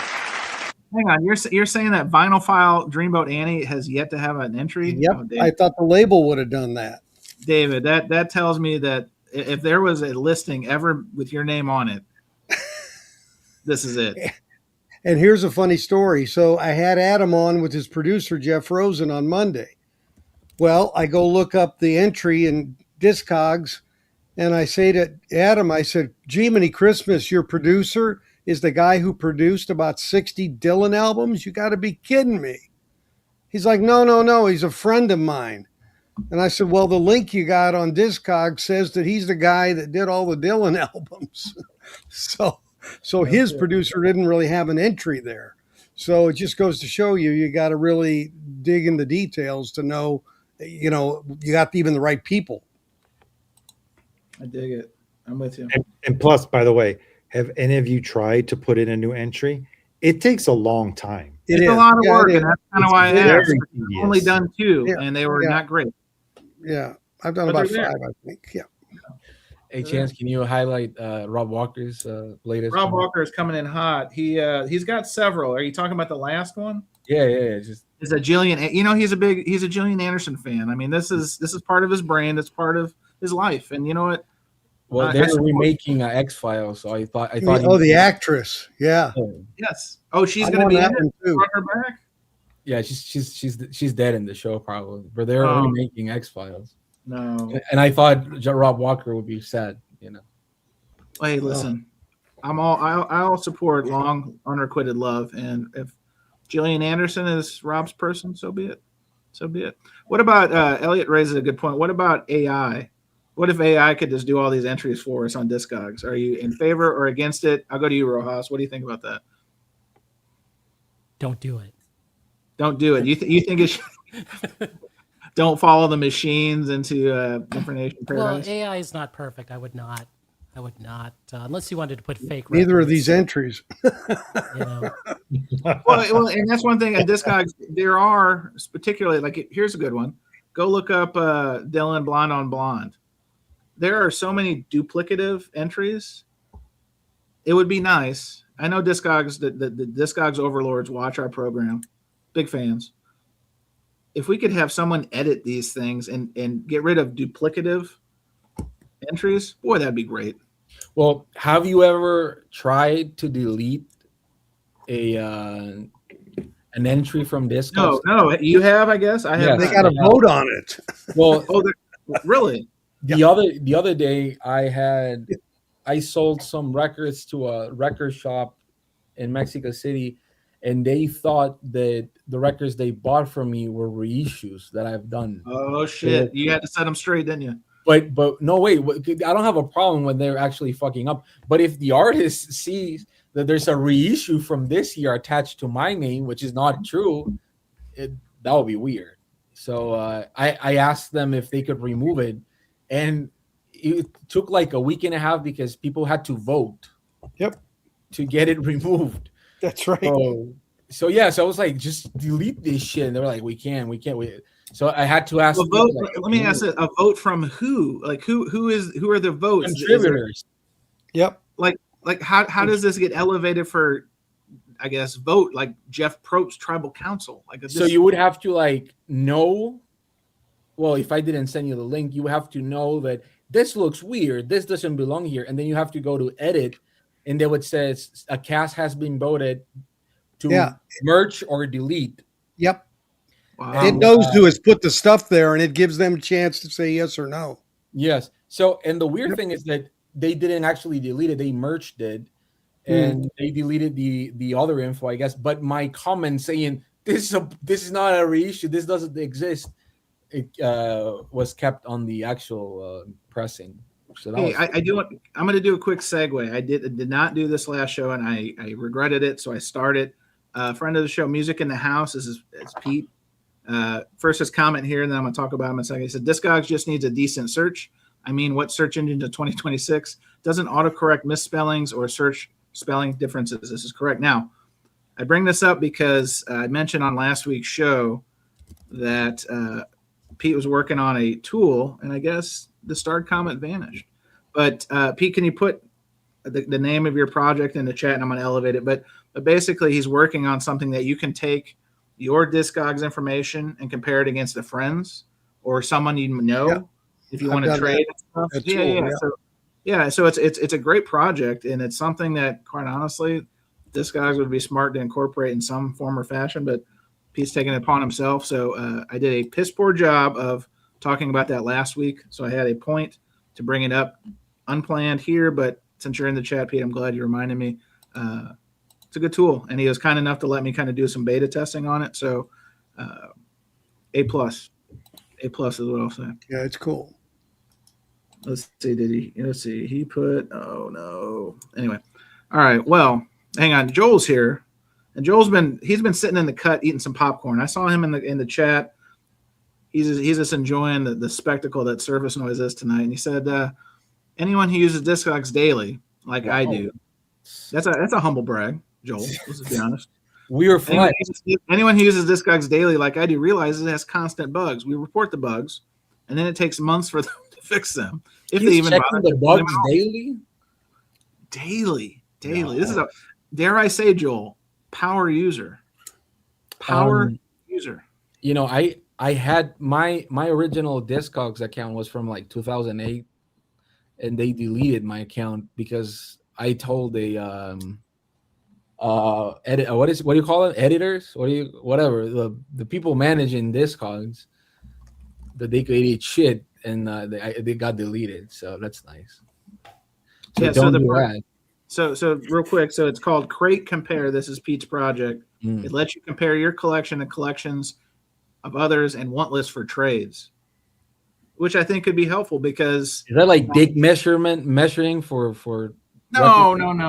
I mean, listen, Jose, you bring records to trade all the time. What are you talking about? But this is just in an online way. Now, in fairness, I don't think Discogs would ever truly embrace something that would be a useful tool on their site like this. Why?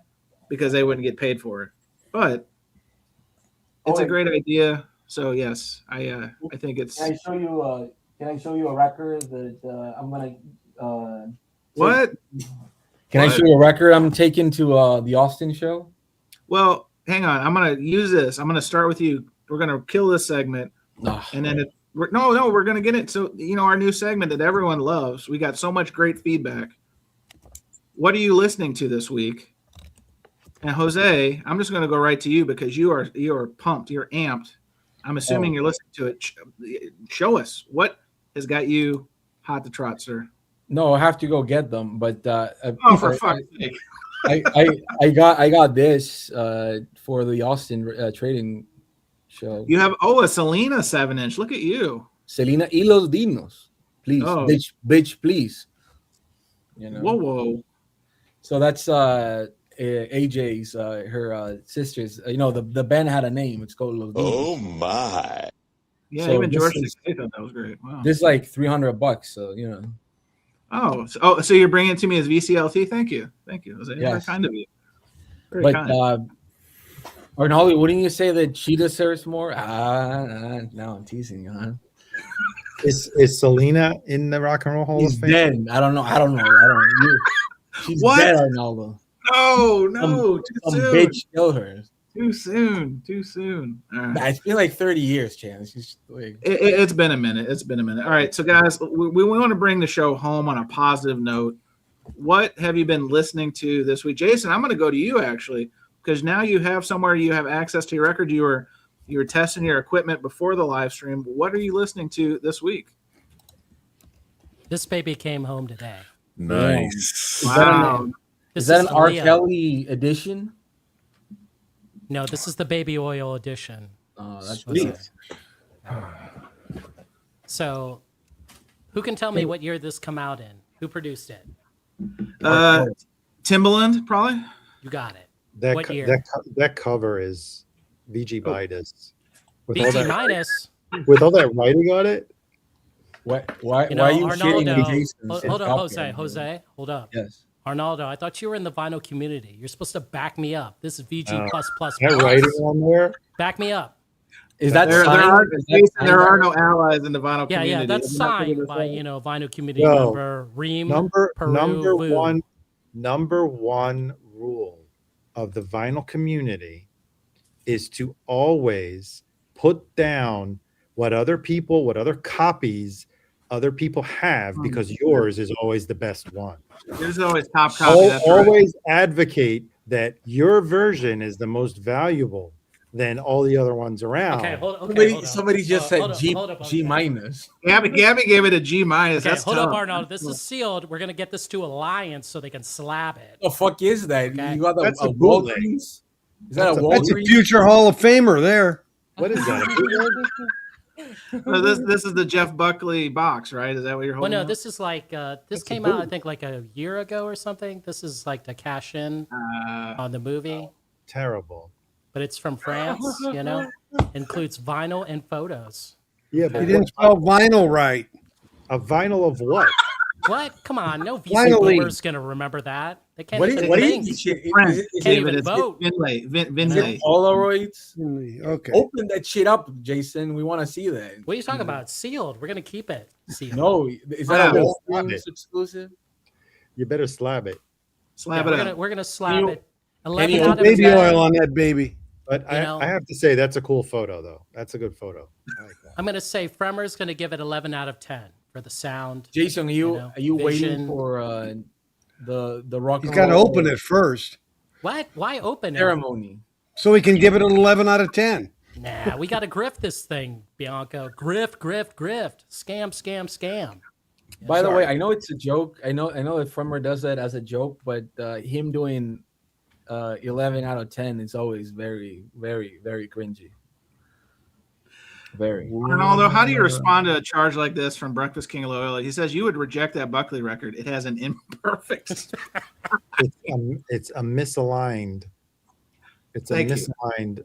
Misaligned spinal column. It's a misaligned Yeah, spinal column. But is that a book? it's got like the overbite. Oh, vinyl overbite. Is that a new term we're adding I to don't know, the we'll just call it down. It's a What's vinyl- on the vinyl? What is the story with it? It's just Grace. He's a No, future No, Hall of it's a Famer. compilation. You see the songs? It has So a weird. Can't really see. mix of everything. Mama, you've been on my mind. And then Yeah, it's got a Dylan. track from the Sine. Leonard Cohen, Edith Yeah. Piaf at the end. Lover, you should have come over. Best of Jason, the best. But I will say Jason. that some really cool photos, though. but but you don't even know if they're like this big inside. I can't believe we're gonna open this up. Open that shit up. What is this? Oh, hang on. Is this an exclusive? Is this exclusive content? Thank you, Jason. We need it. We need to. Hang on, I got one for you. Hang on. Can you put some royalty free music in the background? Live unboxing. Live unboxing. Savage. Damn. Without That's your like ass. $5 now. Oh, Yeah, I gotta see if the record's Die. work. oh You no. like gotta that? show if it's work. Shrink. Right there. Rock and Roll Hall of Famer. That's right. Soon to be Rock and Roll Hall of Famer Jeff Buckley. That's He, right. Arnaldo, he's half Panamanian. So Oh my you know, gosh, it that's has a Latin vote. sticker. He gets my Latin vote. they play rock and roll. Did this come from Fnac? France. Yeah, the chain, FNAC, FNAC. Ever heard? No, Sony. Wow. Oh, it's Sony France. Do you bought this from Timu, Jason? Timu. Failure to Alibaba? sell. Is this from That's Alibaba hilarious. shit? Another This is from Alibaba Alibaba purchase. shit. Oh no! Careful, don't rip the cover. Why is this record so hard to open? What is this shit? What's going? Well, it has what's going on? stickers. You know what I'm saying? All right. Oh, nice Damn. photos. Look at that. Oh, it's But I so didn't fucked up. hear the paper is spine all crack. fucked up. That's like the best part when you hear the. Let's look at the vinyl. No, can you Why, show us why the is he photo? looking like all chubby What did and you shit say? in that photo? Can you show us the photos first? Sure. Let me get them out. Wow. This is Jeff Buckley before he joined the vinyl community. And then he died. He still looks carefree. Before the heavy drugs of the vinyl. Here we go. community. Nice live picture, right? It's pretty cool. Okay. That looks like an in-store. Who took these photos? God? Wow, that's awesome. Jeff Buckley finding that his record has seam splits. That's cool. Oh no! Hang on. Would he have been suffered the fate many of us have, male pattern baldness? That looks questionable. Jason, Jeff what's reading the his own texture on the- obituary. Jason, what's the texture on the paper? Is it glossy? No, yeah, kind Matte of, but it's like finish? flat. It's a very Matte flat. finish, yeah, Yeah, because yeah. that costs extra. Now you had artwork for your bathroom.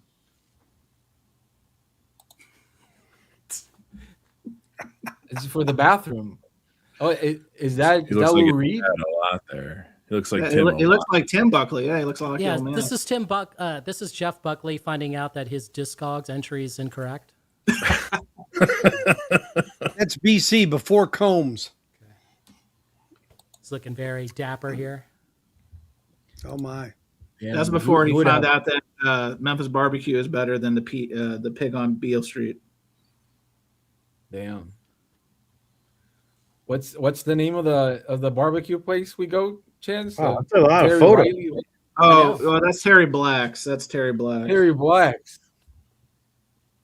That should be your wall. You should frame these. That's a great picture. That's a great. I've never Where is seen that. Cesar? Cesar is begging for photography all the time on this program.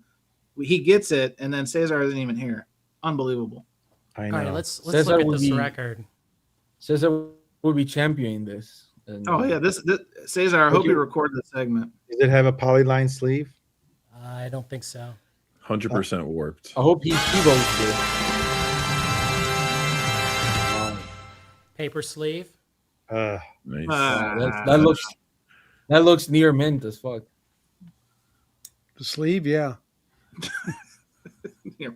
Oh man. No paper scuffs. Wow. It's Doesn't definitely a look like dish it. warp. Flip it up. It's warped. That's Oh, No. Oh yeah. Nice. No, It it's is. not. It is. Put it on a turntable, Jason. No, it's not. That's edge warp. That's edge warp at least. Do you want to, concert buddy? Should we take it to the next level?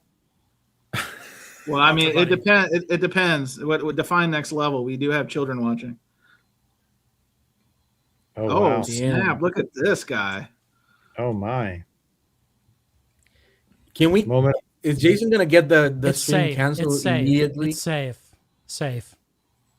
So no warping is what you're No saying. warp. It's flat. All right. Thank you. Thank goodness we've.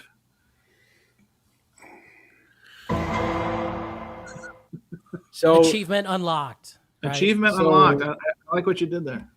So the possibilities of Jeff Buckley being inducted now have risen by 0.007%. That's correct. Yeah. Maybe someone in the voting He's section. going to be in the black and white photo Hall of Fame. I'm going to tell you a secret, Jose. What we just did, we have just sold 10 copies of that Jeff Buckley record. Well, Concert buddy, do you feel this? Do you feel this that's magic? our loan. Like, You need I to feel tell a us. weight lifted off my shoulder. I know, and I can hear the bank account getting thicker with all the. Where can we buy this beauty? at your local CVS pharmacy. What about HEB? HEB, do you think they have a copy of this, Jose? You know, they do sell records. You can only get it now, online, I think, Arnaldo. I think it's available online, like through Sony. But, I mean... By the way, the shittiest record selection ever, it's the HEB section. They have those, I can't believe, that's what I call music or whatever that's called. Pretty sad. Here's a good one. Does Joel sell it? Wow. Joel, do you sell this particular album? Because we'd love to throw some business your way. I think Joel can get it. And you get a 15% discount if you use the word vinyl community. That's right. Look at that tie-in, guys. Yes, that's how we do this. Fuck yeah. Bada bing, bada boom. Bada boom. All right. I'm going to say I haven't played it yet, but I bet you it's the definitive copy, Arnaldo. Has to be. Jason, look at this. Go out, listen to it, and report back, please. But you didn't tell us what engraving is in the dead wax. Kevin Gray. There we go. Kevin Gray. Don't worry, all analog. AAA. Has to be AAA. Right. All right. Is that Chad checking on what titles Mo5's done already? This picture? Pay no attention to those droids. No. This is basically, telling you that Van Morrison AP thing is not digital. Oh no. Just believe it. Oh no. I think this might be the line of the night. That was an Aldi exclusive. I didn't know Aldi was carrying the Buckley catalog, but hey, you learn something every day here on Surface Noise. Can you imagine if you bought that and included the Jeff Buckley calendar for 2026? How would you feel? Like I just won the gold cup at Chick-fil-A. Oh wait, I did. Hey, Bianca, what have you been listening to this week? Well, first of all, Jason, you can put that one in Discogs because I don't think it's there. Oh no, challenge has been thrown down. Yep, I don't think it's in there. Well, to be honest with you, you got to imagine I've been stuck with this one. So, for our friends at home, the visually impaired Vinyl File, the Heart reissue of Dreamboat Annie, mastered at Sterling by Joe Nino Hernes and pressed at RTI, and it's a winner. It's a wiener record. Nice, that's great.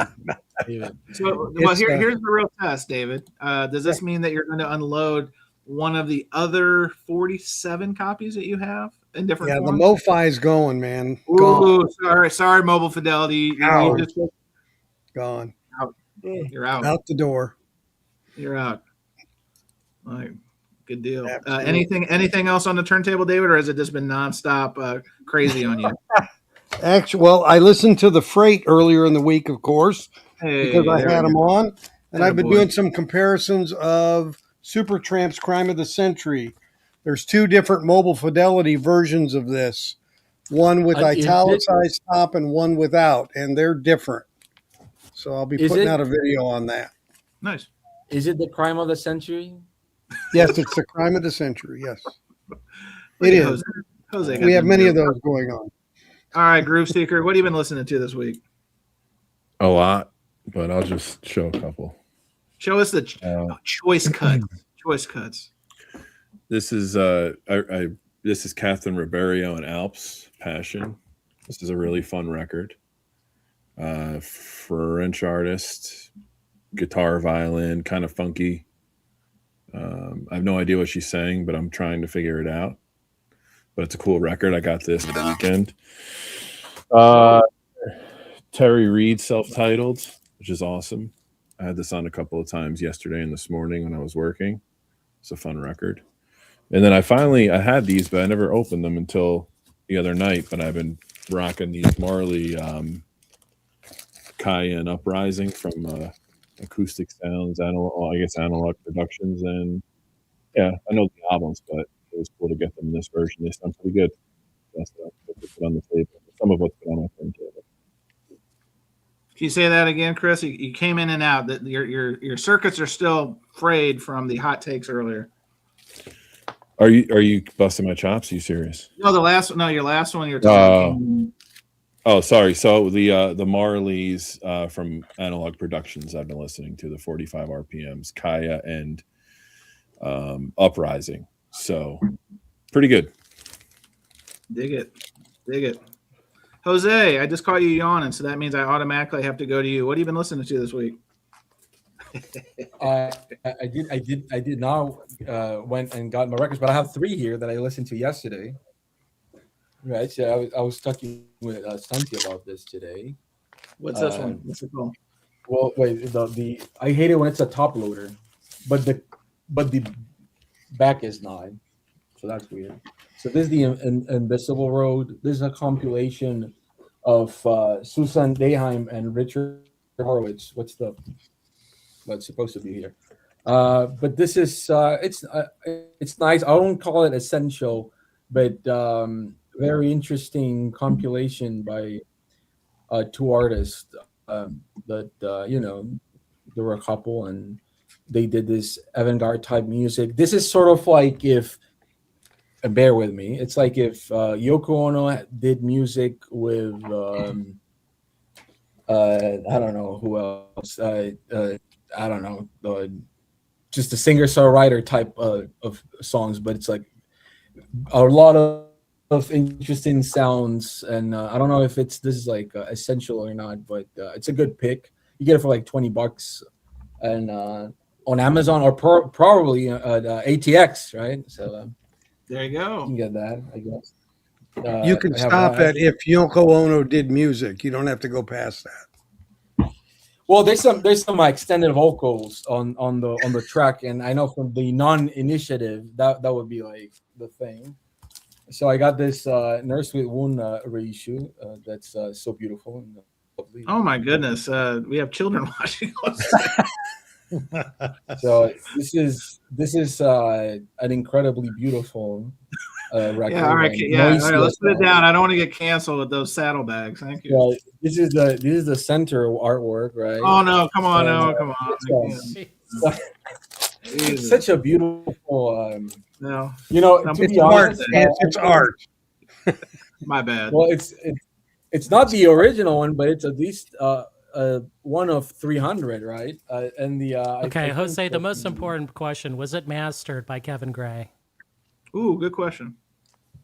You know what? I was actually talking with Santi, and I don't remember what record we looked at that was Kevin Gray, but it was something in this range. So yes, I do have experimental music done by Kevin Gray. I have some Jandek records. Well, look at that. And the last thing that I have here is this one of my favorite records from last. It's called Manjaristik and Sargassum. There you go. This is a beautiful like, what do you call that in English? Landscape type music. It wouldn't call it ambient. It's very minimalistic. A lot of field recordings, a lot of organic electroacoustic music going on here. But this is really beautiful. It's not expensive at all. This is the orange vinyl record. You can get it for maybe $25. But it's worth your time if you're into like ambient music and you want to get something more organic, not new agey or anything. So it's been on the turntable ever since I got it, because Soundum took forever to give it to me. But that's why. But unlike the Stooges, Rhino Hi-Fi, you did get it, so that's good. And fuck Rhino for not answering my. Oh, unbelievable! All right. Well, they do answer it. It's just like a bot that answers me. Arnaldo, you're up. What have you been playing this week? Jose, no incredible string band this week? Oh no! Oh, you know what? Yeah, evil. You know what? We're almost out of this segment, Arnaldo. Damn you! God. Oh wait! I actually want to show some. Look, I got this, right? So I got this, which is an incredible string band. This might have been on the section of Discogs scams, but let me ask you something. All right, you have like if this was $40, I would still have paid for it. If this was $100, I would probably pay for it because I like the music. I don't care if it's $5. So I paid $10 for this, right? Plus shipping. But the guy sent it like this. No, nothing. There's a SIM split here, if I could focus this. Oh, gross. There's a SIM split there, and there's it's like bum here. What are you talking about? That's VG plus plus. This is a weird sleeve.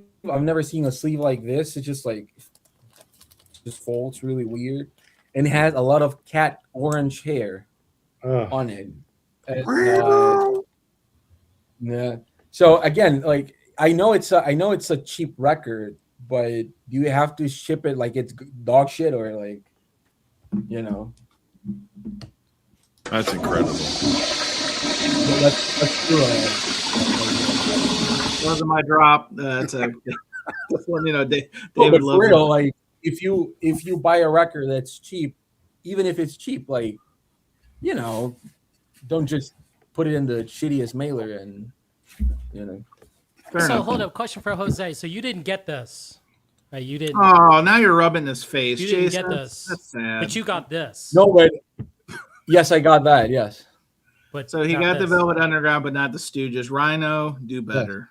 Rhino, do better. But I already have an original one, but I know it's not gonna sound better than that. Could be. All right, Arnaldo, I'm sorry. We keep interrupting your time. In fact, you gave Jose some time back. So Well, I let him on, so it's okay. What have you been playing this week, Arnaldo? I triggered him, yeah. Okay, got this yesterday. The vinyl file of Jellyfish. Is that Rob Walker in the cover?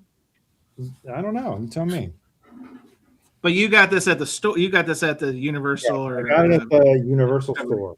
Right. So yeah, they're getting how do you call it? A good rating because they actually had it, and it came out last week, right? So that's Who mastered that one, Arnaldo?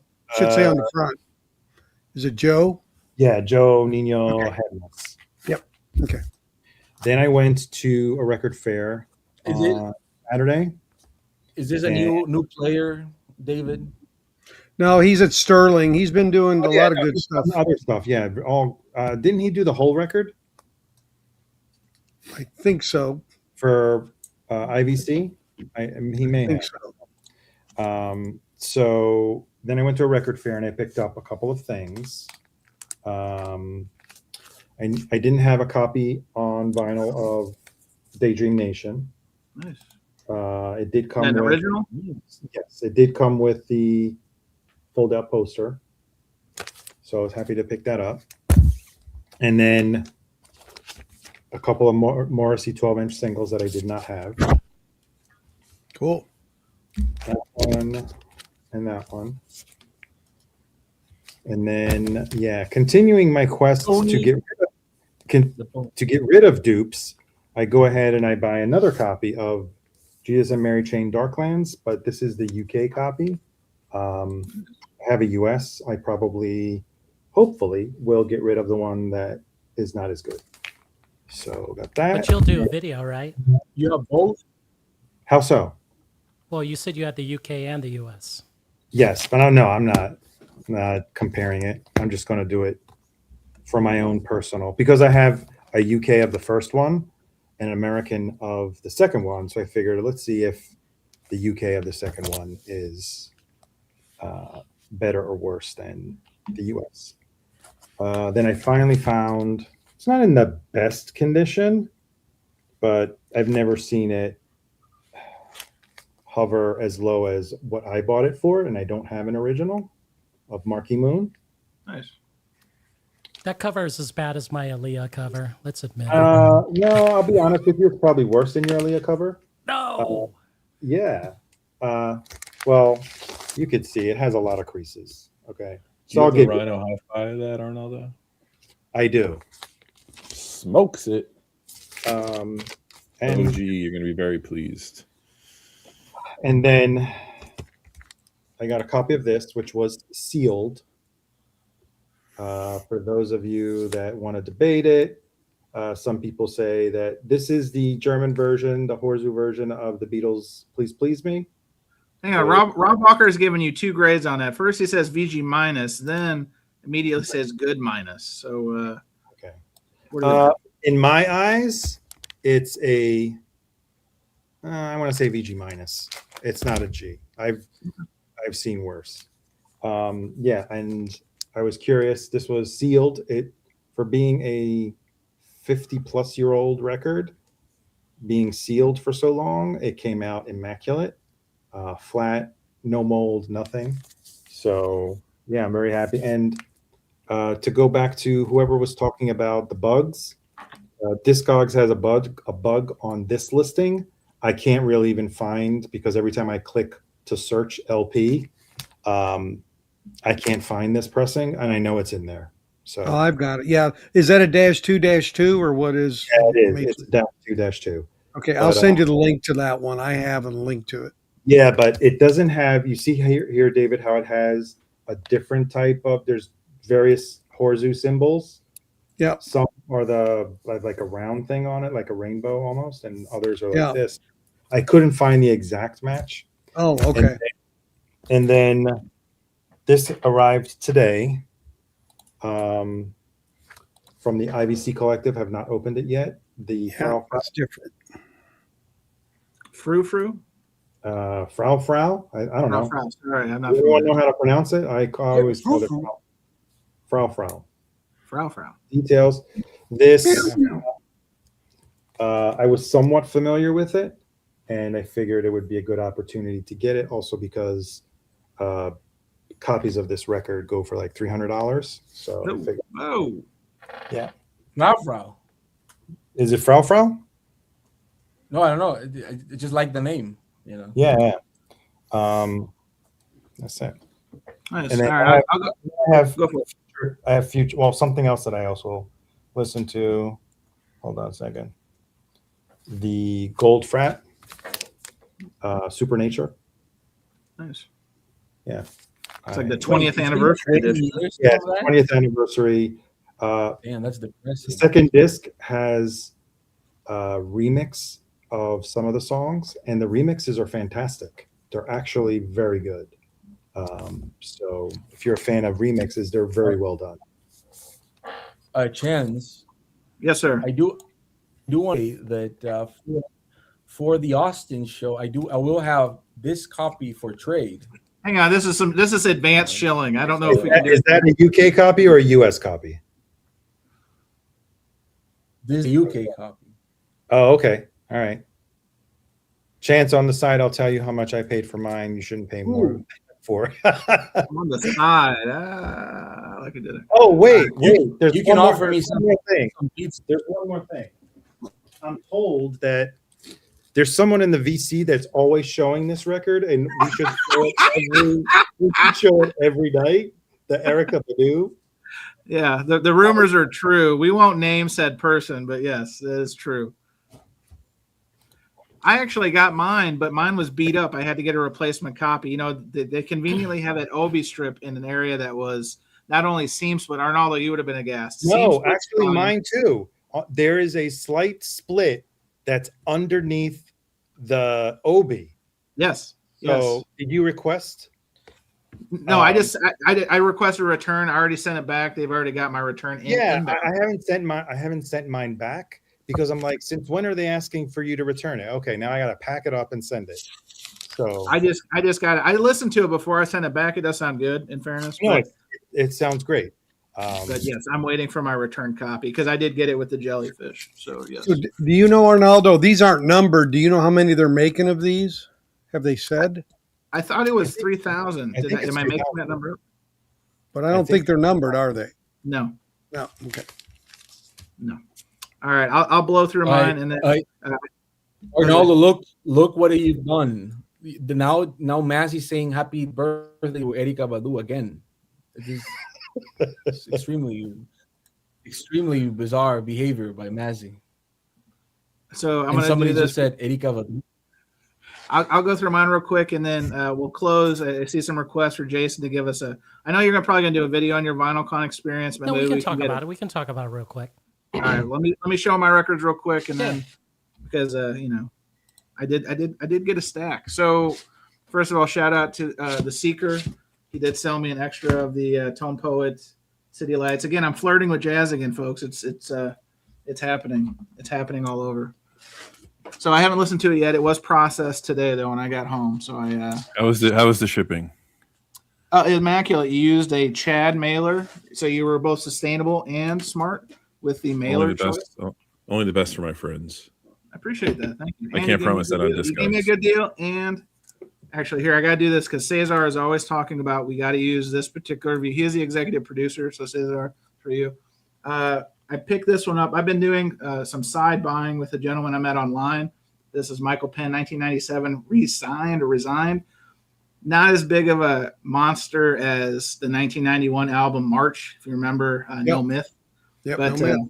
Anyway, a very collectible record, and I got an excellent deal on this. It sounds pretty good. I wasn't familiar with the piece. Listened to it before I've been buying a few records from this gentleman. I don't want to name him. Hopefully he's watching. I did inform him that we do a podcast about records. Just got this today, hot off the press. Are you guys familiar with the soundtrack to Videodrome, I think it's 1982, 1983 movie with fan favorite James Woods, and you might know this actress / singer as Deborah Harry. Yep. Deborah Harry. Got that on Laserdisc. Yeah. So anyway, this soundtrack is very synth driven. Howard Shore did it. I love these 80s soundtracks. Anything on the Reze Sarabande label always gets my interest, and love it. And then, well, actually, I think I did a little Instagram post about this Miles record again. Travis, who was here earlier, sold this to me. Dubop. They finished this I can't even say it. Posthumously. I know I'm posthumously. Thank you. Posthumously. It's the end of the show, guys. Give me a break. All right. So anyway, great album. Travis gave me a great deal on it. A lot of fun to listen to, especially if you is early 90s. So it has a lot of like hip hop elements, some R&B. Anyway, he died before it was released. There you go. And then I did get the Jellyfish. Sounds good. I have not compared it to my UK original yet, but maybe this weekend. And then waiting to hear. Flexing? No, we're about to flex. So I get a lot of grief on this program about my affinity for like funk and boogie records, late disco era. And they conveniently oiled up men on the covers. Oiled up men. You're right, Arnaldo. Oiled up men. But what if I told you I've got a record of an oiled up woman? Oiled up woman. So, because we need to be gender equal. This is Spunk. Now, before you make lewd jokes, is anyone familiar with Spunk with the album Titan? You heard my cat's reaction to this record? Jose, cover your eyes. We've got an oiled up Gluteus Maximus. That's not Ohio players. I can't believe it. No, but what this record is some of the hottest beats and boogie and funk. There was a group came out of Chicago. I actually got it from Dusty Groove out of Chicago. Some of the players had worked with Marvin Gaye in touring bands. Some had been working with Curtis Mayfield, so they had some chops. And just for one project, these guys got together and made a banger. Is that a acceptable word in the vinyl community anymore? A banger. I mean, this thing will make you slap your mama. Oh. It's so good. It is. Is she holding a vacuum cleaner?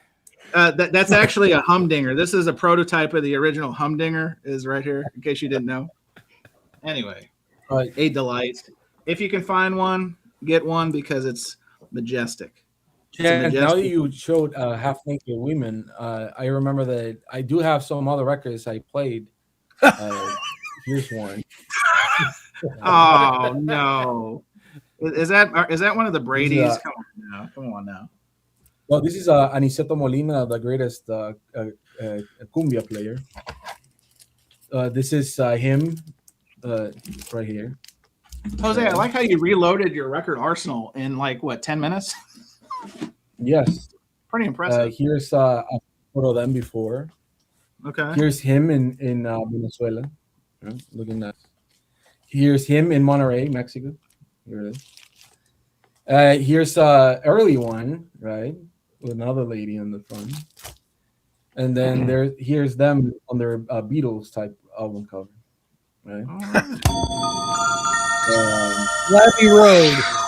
The land of make believe. But I actually picked up this one on last Saturday, so I was really happy about it. It was sealed. Well, ooh, sealed. Delightful. Sealed. Yes. For your pleasure. Nuevo, sellado. Yes. Oh, Nuevo Salado. Nuevo Salado. All right. Yeah. Well, that was a delight. Let's close. Jason, you want to give us a 5 to 10 of your VinylCon experience, because the masses are asking. We're even over time. We're running over time, but we are the show of record. Record. Oh, well, Jose, I'm glad you showed us the naughty cover before you left. Hang on, before you leave, Chris, what's the bong count for tonight? It's important that we give this information out weekly. Hang on, I got you. I have an 8. 8. Yeah. I think that was like in minute 37 of hour 1. I think that was like 8 in a row. Bongerhead. It was all during the Rock and Roll Hall of Fame. So well, you got 4 right off the bat. Yes, he did start strong. But then 8. I don't even remember what I said at the beginning.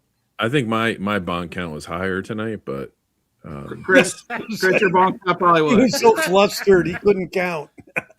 No, I wouldn't say flustered. I wouldn't say flustered. I don't get frustrated and annoyed, but not flustered. Oh, okay.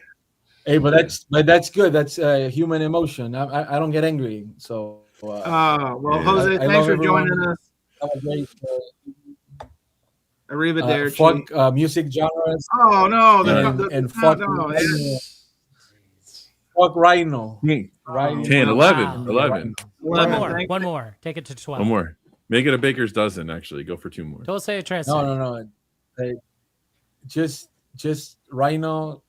You're making me sad. I wanna be like Chance and have greased up men in my cover. So I need now including women. Now including women. You're welcome.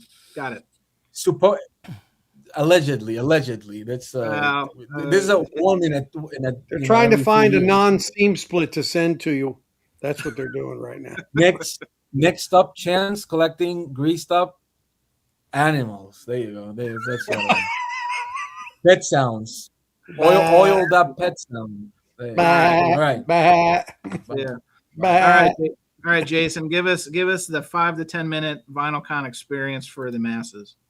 I met a bunch of cool people at VinylCon in Atlanta. Shout out to Luke and his brother. The Mitchells. I just sold Luke a record. It's pretty cool. Yeah, they met me. His brother, he bought Andy, is it? He bought. Oh my gosh, I can't think of his name. Oh my gosh, I can't believe. There's Zach, Luke, and Andy. That's the brothers. He bought like a rare Townes Van Zandt record, and I couldn't believe that was there in Atlanta. Like I didn't see Which one did he get? Something on the Mountain. Oh, Mother of the Mountain? Because I just sold him that one. He got another one? Oh, man. So that was pretty cool. And then I did meet Nate. There's Nate and I. Oh, nice. Is that Nate Bouchard? Yeah. Nice. So he showed up on a Sunday, and then of course, is that the Predator handshake? Or yes, is that like yes. Arnold and Carl Weathers? Nice job. Then I met the legend. Oh, this is it. Okay, the legend here. So shout out to the Rev. Yes. I mean, he looks like he's bouncer for Oasis here. He looks like the manager of Oasis. Let's be honest. Yes. Bingo. That's right. Bingo. So, do you want to see the records I bought, real quick? Yeah. Why not? It's part of the fun. Atlanta is very known for its, of course, like hip hop, right? Soul, funk, jazz. Now, they did not have too many 90s records, so that was sort of like if you found one, it was going to be super expensive. But it also shows some jazz pieces. So this is Max Roach, Members Don't Get Weary. Now, this record, it's a deep spiritual record. Like, honestly, this is probably the birth of what? Strata East, I think? Like the people on this, basically. Strata before Strata. Dom was giving me a hard time, like it wasn't the initial first pressing. Well, Thanks a lot, Dom, for ruining my day. It's dark, Dom. Come on. What color? What color are the labels? Well, no. It's like a transition press. Like the thing was like they moved it from the blue-green Atlantic label to the red-green label, but it's that cusp. So, got this. I'll be honest. Like the guy had it for 90. I got it for 80 at the end of Saturday. Like that's when like the time was to pounce. You know. Yeah. We'll show another jazz record. This is, of course, Lee Morgan, Cornbread. Cornbread, yeah. This is the original mono that I paid $20 for. Oh, was that from the person just slinging cheap jazz you mentioned on the? Well, yeah, he was. Yeah, me and this other seller are like, why are you selling this for so cheap? And then he was like, 2 words: motivated seller. You know. So in reality, like. I think now, like, the time is over to get records online. Like, it's over, you know, to get those cheap stuff. Like, you have to be there at the record show or at the shop. This is the future. Like, if you want to get, you know, cheap Boots records. on the ground. Boots on the ground, boys. All right, the last record, and I'm going to tell you a story about this one. This is Joe Baton, Gypsy Woman. Now, this record is going for, like, $150, $200. Is that on Fania? Yes, it is. It's an early Afania record. Nice. So, I mean, the thing is, if you look at this, would you buy this record? Like, if you look at it. Yeah. I mean, I like Joe Baton, but I mean, that's just me. So, the fact that this is going for money and the seller had it for $60, and because it has some, like, marks, as you can see, you know, and the record, yeah. So yeah, it's a loved copy, sure. Right. So this is one where I tried to sort of, and Alan was there. Like I was trying to, you know, deal with the price, but the 2 ladies at the table were like, no. They're like, no. I mean, the fact that I got this for 20, right? But then the ladies in this, like the seller, they're like, I was like, where's the seller? Where's the person? And she was DJing. And I was like, should I go up there and ask her if we can bring this down? They were like, don't you do that, honey. Do not interrupt her DJ set. I was like, whoa. Like, she might attack me. Like, damn. So I paid the full 60 because when I held it and I was like, well, I don't know. And the guy came up to me and he was like, if he doesn't buy it, I'm buying that. And then that's where I was like, I hate it when that happens. You got hustled. Right. You got hustled. But like the thing was like, no, Groove Seeker. So like I thought I was getting hustled, but when I was outside talking to Alan, that guy came up to us and then he really wanted this record. Oh, gotcha. You know, he really loved like this thing, but I think he was also going to flip it, you know, because it's selling, you know, online for, you know, $200. Do you think it's 200, 150, 200 because he wears a tuxedo on the cover? Is that could be a contributing factor? Well, no, it's sort of like that hidden like Latin soul record. Like most people don't know about it, but I think because of Willie Colon dying recently, rest in peace, like these Fania records are now going to be jumping up like the death tax. So what you're saying is you're not going to be able to find them in the under bins at Signal Records again, like you did in Chicago. That was I was just like, $2. let's be honest. Come on now. I mean, Arnaldo, I see those all the time around here. Fania label records, not that one specifically, but Fania is pretty popular in New York. Yeah, but I think New York has a competitive advantage because you have a lot of that. I think we talked about the Raffi Pagan record I got. That came from New York. I mean, those are, you know, pretty frequent up there. Just like Christopher Cross records are frequent where I am. So come and get them, boys. Like a Vinyl Con like Atlanta, that was a success. Like people were hesitant about it. Some local dealers were even pissed that they sort of like blew it off by not, you know, applying to be the dealer, you know, the dealers. And it was such a success. Like it's going to happen again. You know, the guy who I met Kobe. Nice. Arnaldo, when I said like I know Arnaldo, Kobe just like, you mean that Arnaldo? Like, yes. The one and only. Come on. But I mean, it was a good time. Like again, shout out to Kobe. But shout out to Kobe. If you're gonna buy the bar tab, don't do it on Sunday. Do it on Saturday. Okay?